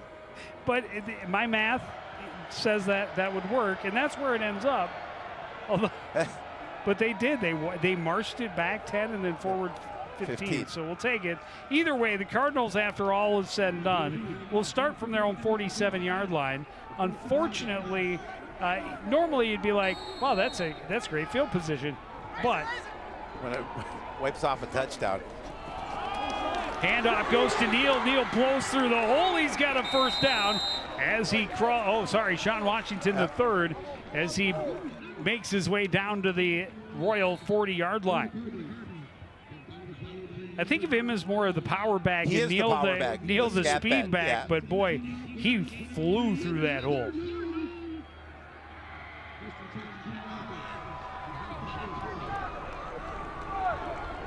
And certainly I would support handing the ball to TJ Neal on the first play.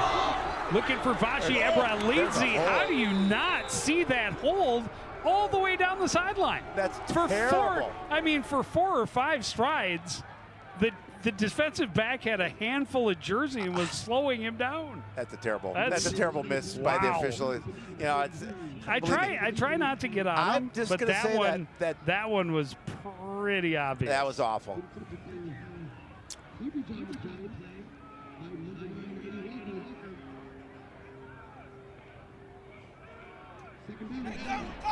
I like the play call. I like the thought behind it. Well, and I don't know that he catches it without the hold, but I think he's got an opportunity. Handoff goes to Washington the third, bounces outside. Stiff arm gets him some more yardage. He's got another first down as he's spun out of bounds inside the 25-yard line. Just really hard running by Sean Washington the third. This is the end of the third quarter. That'll take us to the end of the third quarter. The Cardinals are down 12, but they're marching in Royals territory. Fourth quarter after this on CTN.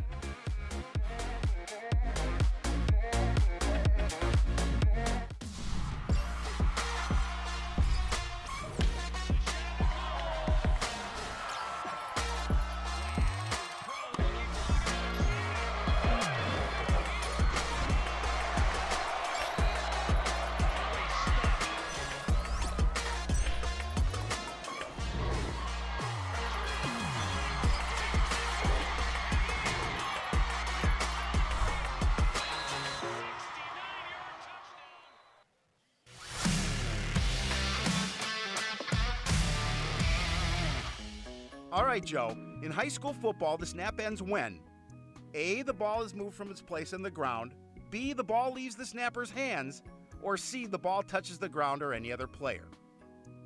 You don't have to raise your hand, Joe. Yes, Joe? I love football. Ah, yikes.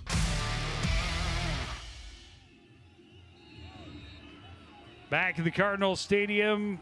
Start of the fourth quarter, Cardinals trail by 12. They have first and 10. Handoff goes to Washington the third, and he is hit and dropped for a loss of a couple. Big defensive play by the Royals defense there. Puts down a long second down situation.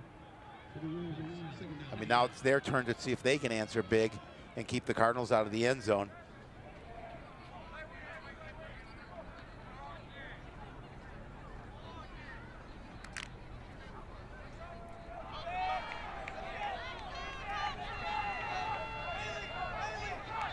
Can't let this drive stall. They need an answer, down 2 scores in this fourth quarter. Snow looking left, throws right. Coming back and making a great catch is Vashi Ebron-Leezy, and he's down inside the 5. First and goal, Cardinals. He just outfought the defensive back for that football. Just a great adjustment to the ball. Really nice, strong hands to make sure that he held on to that one. And all of a sudden, the Cardinals are knocking on the door. When it comes to straight out strength, you're rarely going to beat the wrestler. Yep, absolutely.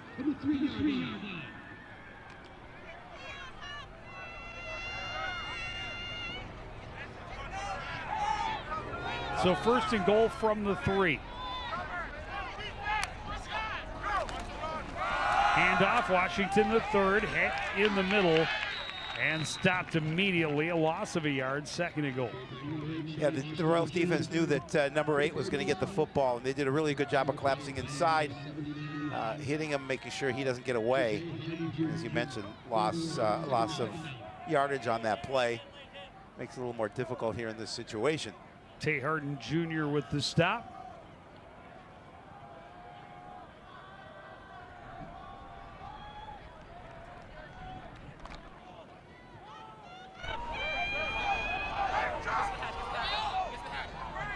Second down, they run 3 receivers out to the left for Aiden Snow.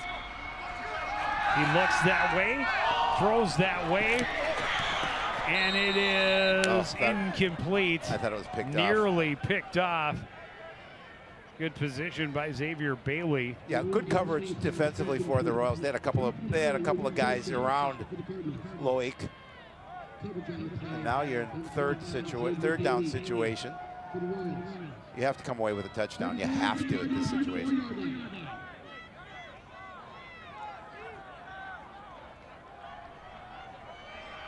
Yeah, it's obviously 4-down situation. Oh, for sure, but you have to. But they'd like to not have to go to the 4th down. Run the option. Washington the 3rd in for the touchdown, and the Cardinals cut into the lead. You get the ball in the hands of one of your playmakers, and Sean Washington the 3rd, just so strong, such a strong runner. He's able to take that and get to the end zone for the score. Cardinals answer back.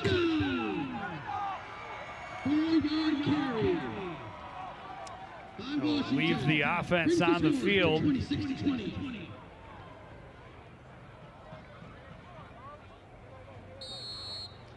The reasoning being, if it's a 4 points, so you get that next touchdown, you're up by, with a regular extra point, you're up by 3. Exactly. It's all about planning for the future. I mean, as it is, if you are down by 6, you can still take the lead with a touchdown and extra point.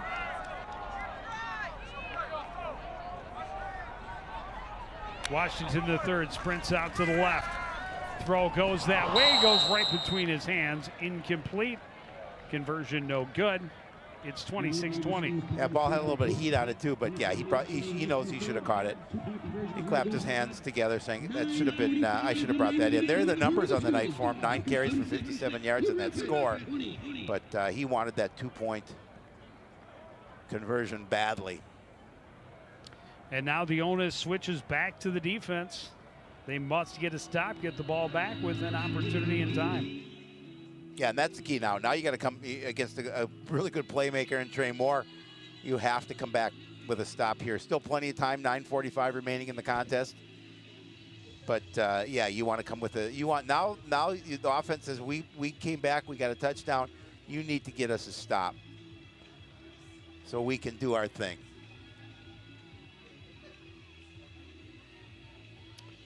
Beautiful moon out tonight. 2 drives, 2 touchdowns for the Royals in this second half. There's a look at the Cardinal scoring drive, 8 plays, 53 yards, took just over 3 minutes off the clock, and it ends with a Sean Washington the 3rd 4-yard touchdown run.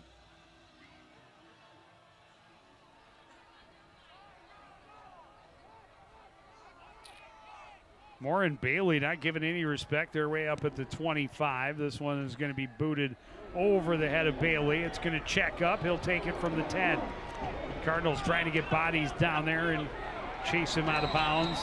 Nice job high stepping along the far sidelines. getting him a decent return. Because with the way that ball checked up, initially he thought it was going into the end zone. With the way it checked up, he was forced to return it. And he was able to get it turned back upfield, break that first tackle, and get him decent field position. It'll be spotted right at the 25.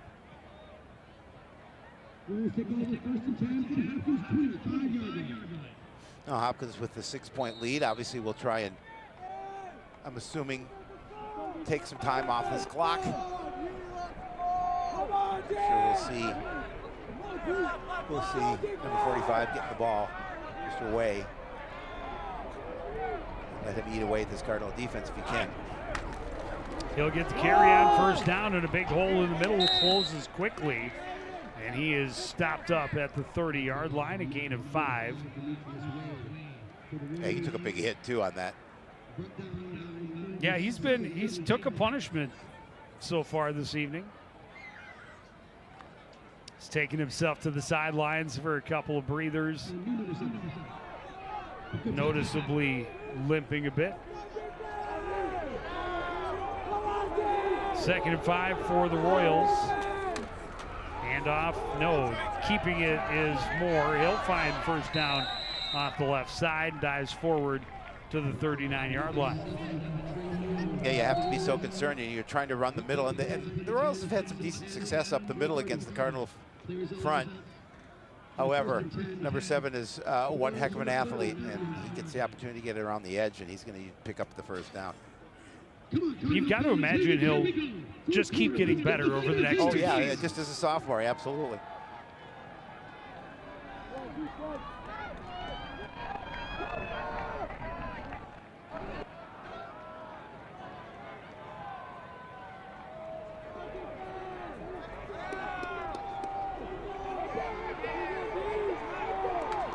High snap, fakes the give, in some trouble. Moore runs around, able to get upfield, breaks a tackle and has a huge gain, but it's all coming back. Yeah, that was a hold. Yeah, and again, you make a nice play as in Trey Moore. Illegal block in the back. Offense number 79. It's a 10-yard penalty from the previous spot. First down. Well, and that was just a matter of Tate Harden Jr. knew he'd gotten beat. Yep. And it was either that or his quarterback was getting sacked for a big loss. Either way, yeah, at least with that play, you got an opportunity that they don't notice it. You do. That's very There's true. There's always a chance. Always a chance. But it's not a desperation, but it puts the Hopkins Royals in a huge hole now. 1st and 20. Moore throws over the middle, incomplete. Pass intended for Walker was behind him. Yeah, I had to get rid of deliver the pass quickly, and that off the mark from Trey Moore.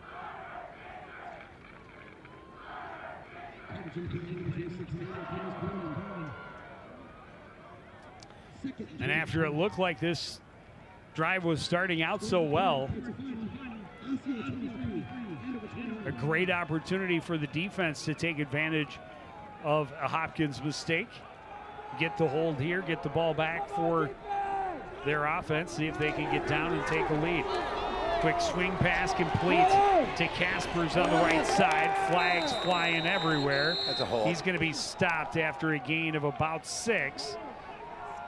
It's a hold on the Royals. You're receiving the outside, trying to hold the edge. And held a little too much. Do you send him back further, or do you let him have third and 14? Suppose you back him up, make it 2nd and 30, 35, whatever it would be.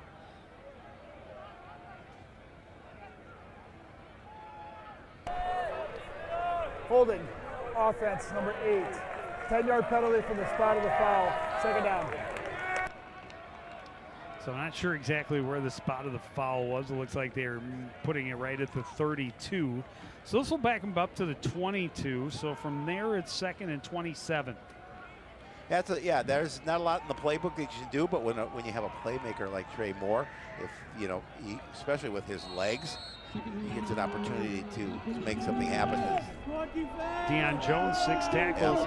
Had a huge game Big year. Last week had the block out of the end zone for the safety. Moore in some trouble. Another flag. This is a sack. The flag's going to be a hold, and it's going to be declined, and it's going to be 3rd and forever. I'm not so sure. They might have got a face mask in. Could have been a face mask.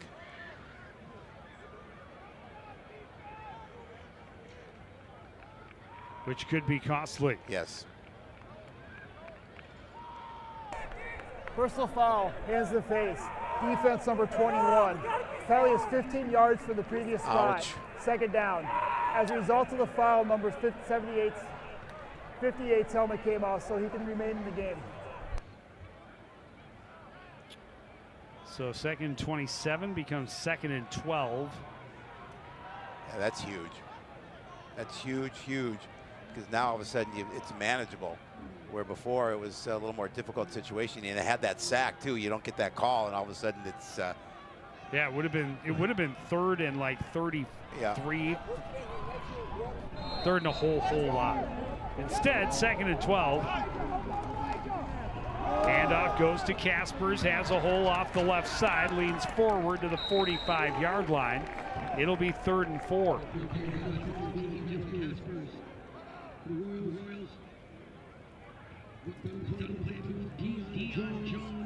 It's Deion Jones again with the tackle. That's number 7 for him.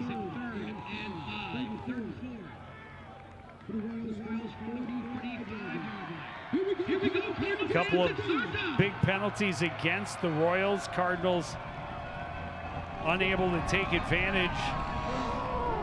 Give it back to them on a huge penalty of their own. And now here's an opportunity still to hold them and force a punt. We're under 7 minutes remaining in the 4th quarter.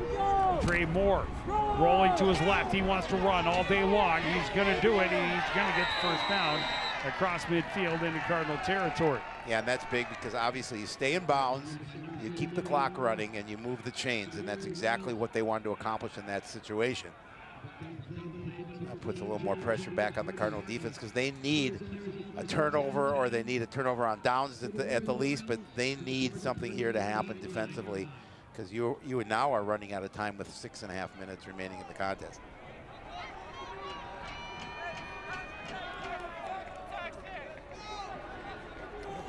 First and 10 from the Cardinal 49. Fake to give to Kaspers. Moore will keep it. Looking for room outside. Cuts back. And there's another flag. A lot of flags here in this 4th quarter so far. He's going to gain about 5, but I'm going to go with this one is a hold and coming back. Absolutely. I think we have he is very shifty. We have an injured Cardinal too. But a lot of times because he cuts back and forth, it's Deion Jones. Yeah, that's huge. That's a tough one. Yeah. Because he cuts back and forth so much, kind of forces those blockers, especially on the outside, to try and hold that block a little Officials longer. timeout for an injured defensive player. Oh, he's okay. He's got popped back to his feet. During the play, we have a hold on the offense number 2. The penalty is 10 yards from the spot of the foul. 1st down.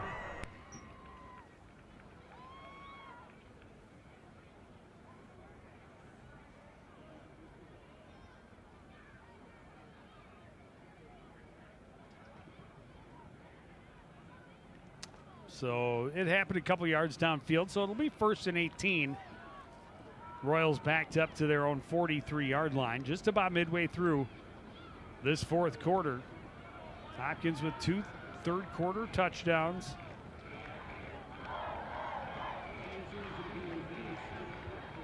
After Cardinals scored early in this 4th quarter. Trying to salt it away and maybe put an exclamation point on a victory. Trey Moore running around the right side, cutting back, stopped up, and he will finally be brought to the turf. We get back to the 49, a gain of about 6. It'll be 2nd and a dozen. We haven't seen straight quarterback runs as much as I would have expected coming into the game. But you can see those last couple of times they've called it. He's got some speed, he's got some elusiveness, and he knows how to be patient and let his blockers set up in front of him.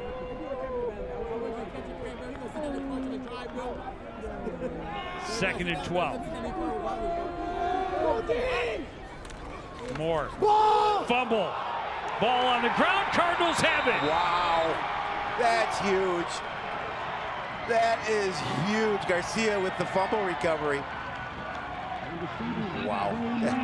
I don't know if Kaspers wasn't expecting it or if it was just a late pullback from Trey Moore, but problems on the exchange. Ball hits the turf. Cardinals get on top of it. Cardinals had a very similar turnover on their opening drive back in the first quarter. Until now, that was the only turnover of the contest. Here's the Cardinals' opportunity, all wrapped up for them. They take over at midfield. 5:02 on the clock, an opportunity to go down the field and win on homecoming night. TJ Neal. Free play. Oh, they blow it dead. It's high school. That's too bad. It'd be nice. Yep. Be nice because I think he would. Joyce pulled up. Encroachment, defense number 9. It's a 5-yard penalty. First down. Another penalty against number 9. Ignacio Cisneros.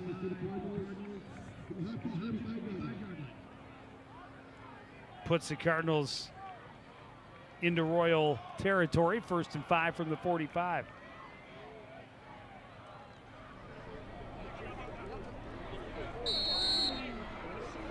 A good situation for the Cardinals offense here. Now you get a short first down situation. You opened up your playbook a little bit more, some of the other things you can do. Just a little bit. Handoff went to TJ Neal, and he was met in the backfield by a couple of white jerseys. He was able to fight his way forward for a gain of a yard. But they were ready for that.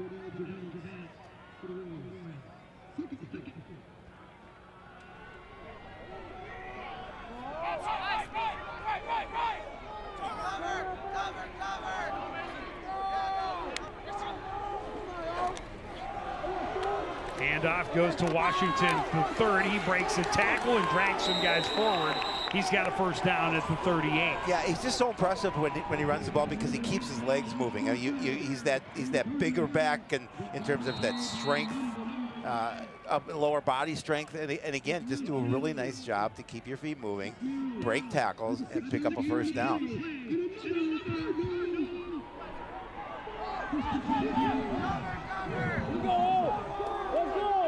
Down to the final 4 minutes in this fourth quarter.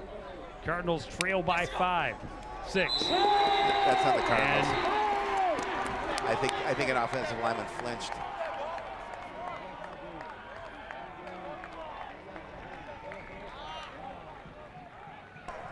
Snap infraction. Yep. Offense number 74 moved the ball and did not complete the snap. Yep. It's a 5-yard penalty. First down. That hurts.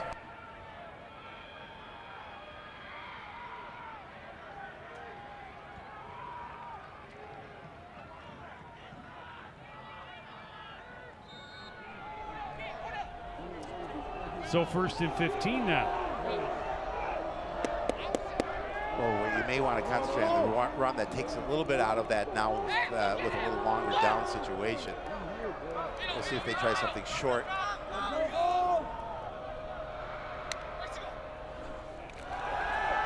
Snow looking long for Joyce behind the defense, incomplete. Looked like it got him in the hands. He just wasn't able to secure it. Oh. A collective groan from this homecoming crowd as they thought that was the play they've been waiting all season for.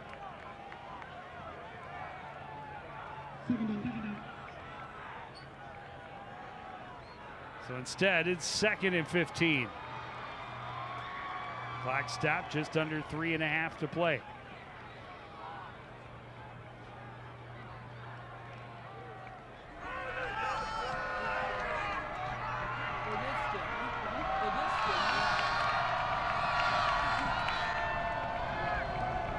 Neal in motion. Handoff goes to Washington the third. Hops through the line. Dives forward, a gain of 3. It'll be 3rd and long.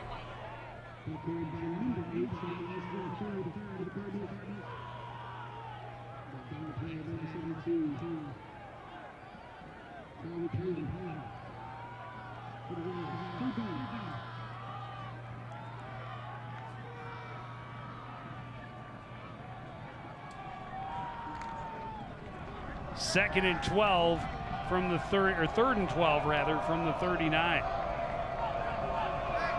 Yeah, there's a big situation here for the Cardinals. Obviously, 4-down territory. Snow sidesteps the blitz, tries to run, more pressure, avoids a tackle, dives forward, and the ball came out. Hopkins celebrating. No, they're saying ground they're caused going to it. say that he was down. Yeah. Biggest guy on the field, Brandon Cairo, came The away ruling on with the it. field is that the runner fumbled the ball, recovered by the defense. 1st and 10 Hopkins. Oh, now they say it is. And that's a gigantic turnover. Oh my gosh. Now with 2:31, Hopkins can just salt it away on the ground. That's unfortunate. 2:31, and unfortunately we can't see it again. You have to crank up the intensity on the defense and go out and try and get that ball back.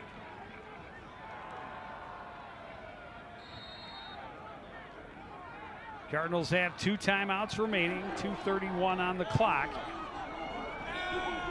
Got to imagine the Royals will be extra careful with the ball. And there is definitely. Oops, I pulled a little bit too soon. I didn't know if they were going to catch it. It was like he had time to shimmy and get back set. Offense, number 58. It's a 5-yard penalty. 1st down.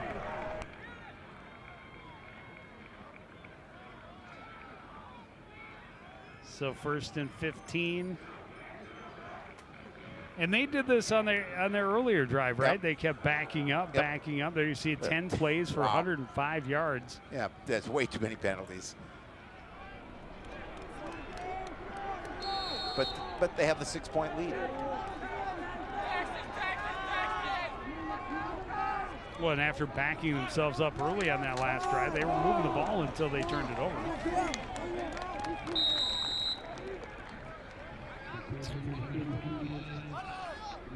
Way gets back out close to the original line of scrimmage.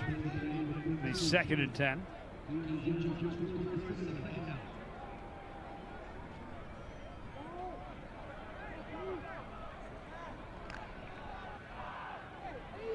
The Royals are in no hurry to get things going.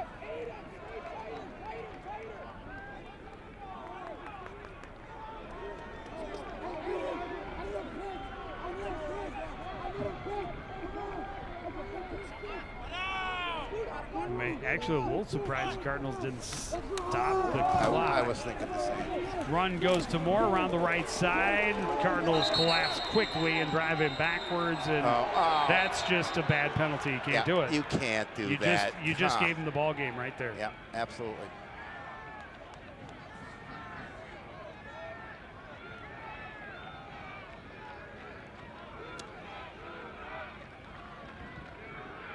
I mean, with that stop, you call timeout. They're in a 3rd and very long situation.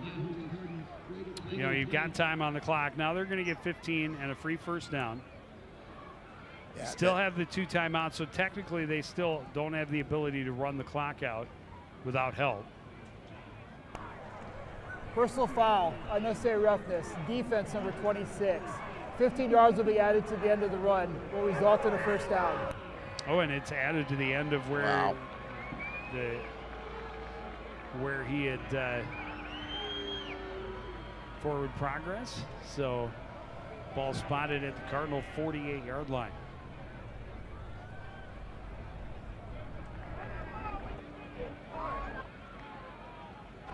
And it's an intense game, a lot of emotion, and you know, you're driving against somebody, especially late in a tight game. You hear that whistle, you gotta let up. Well, yeah, and this is a game the Cardinals definitely had an opportunity in, and unfortunately that turnover took that away. And And then you have penalties like this that, you may have been able to get the ball back, but now first down, good field position, you continue to run the ball and take time off the clock.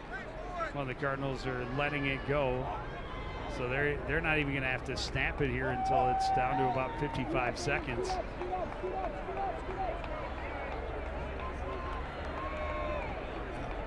No reason to. These Cardinals are letting him do it. Parker, scoot off! Scoot off, Parker! Scoot off! Handoff goes to Wade. Wade hit. Continues moving forward. A pile of Cardinals finally stop him at the 45-yard line. A gain of 3. Cardinals take timeout.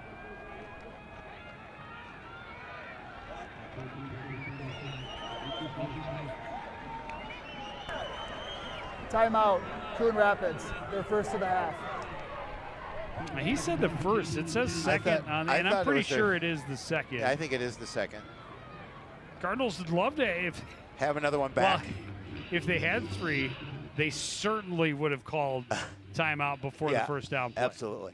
Because then they would have had the opportunity to stop it 3 times.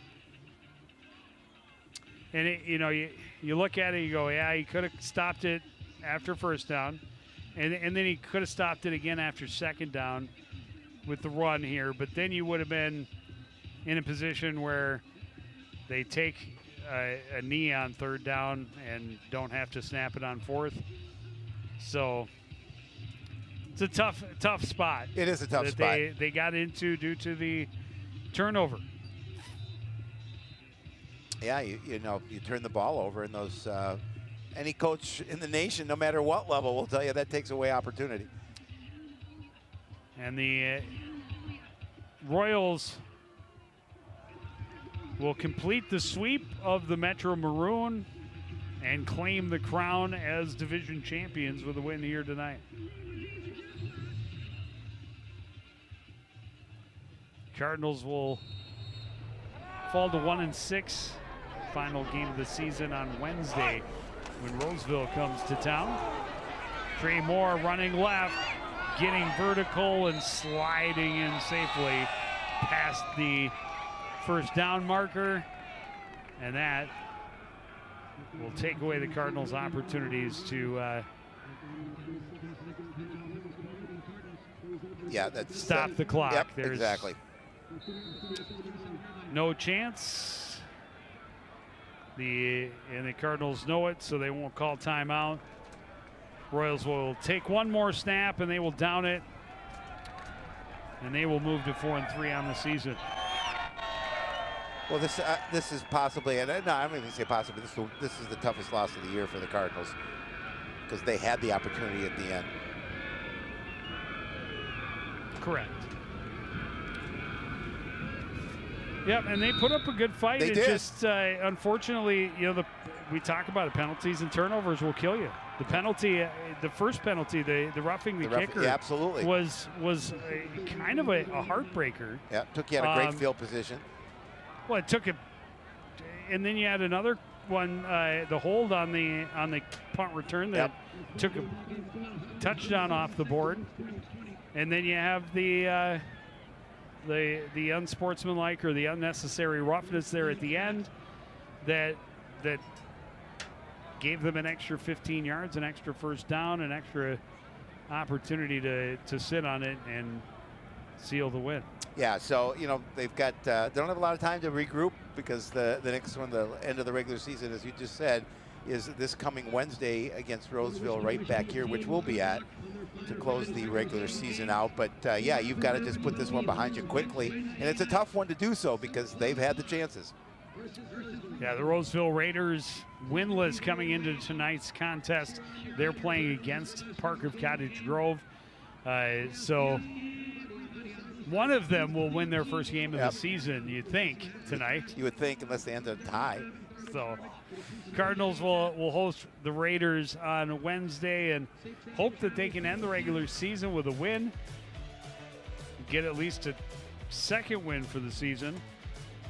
We'll be here for that, obviously. And then we have some playoffs for volleyball, some playoffs for football. And then, Howie, you know what time it is? Playoffs. Hockey time. Playoffs.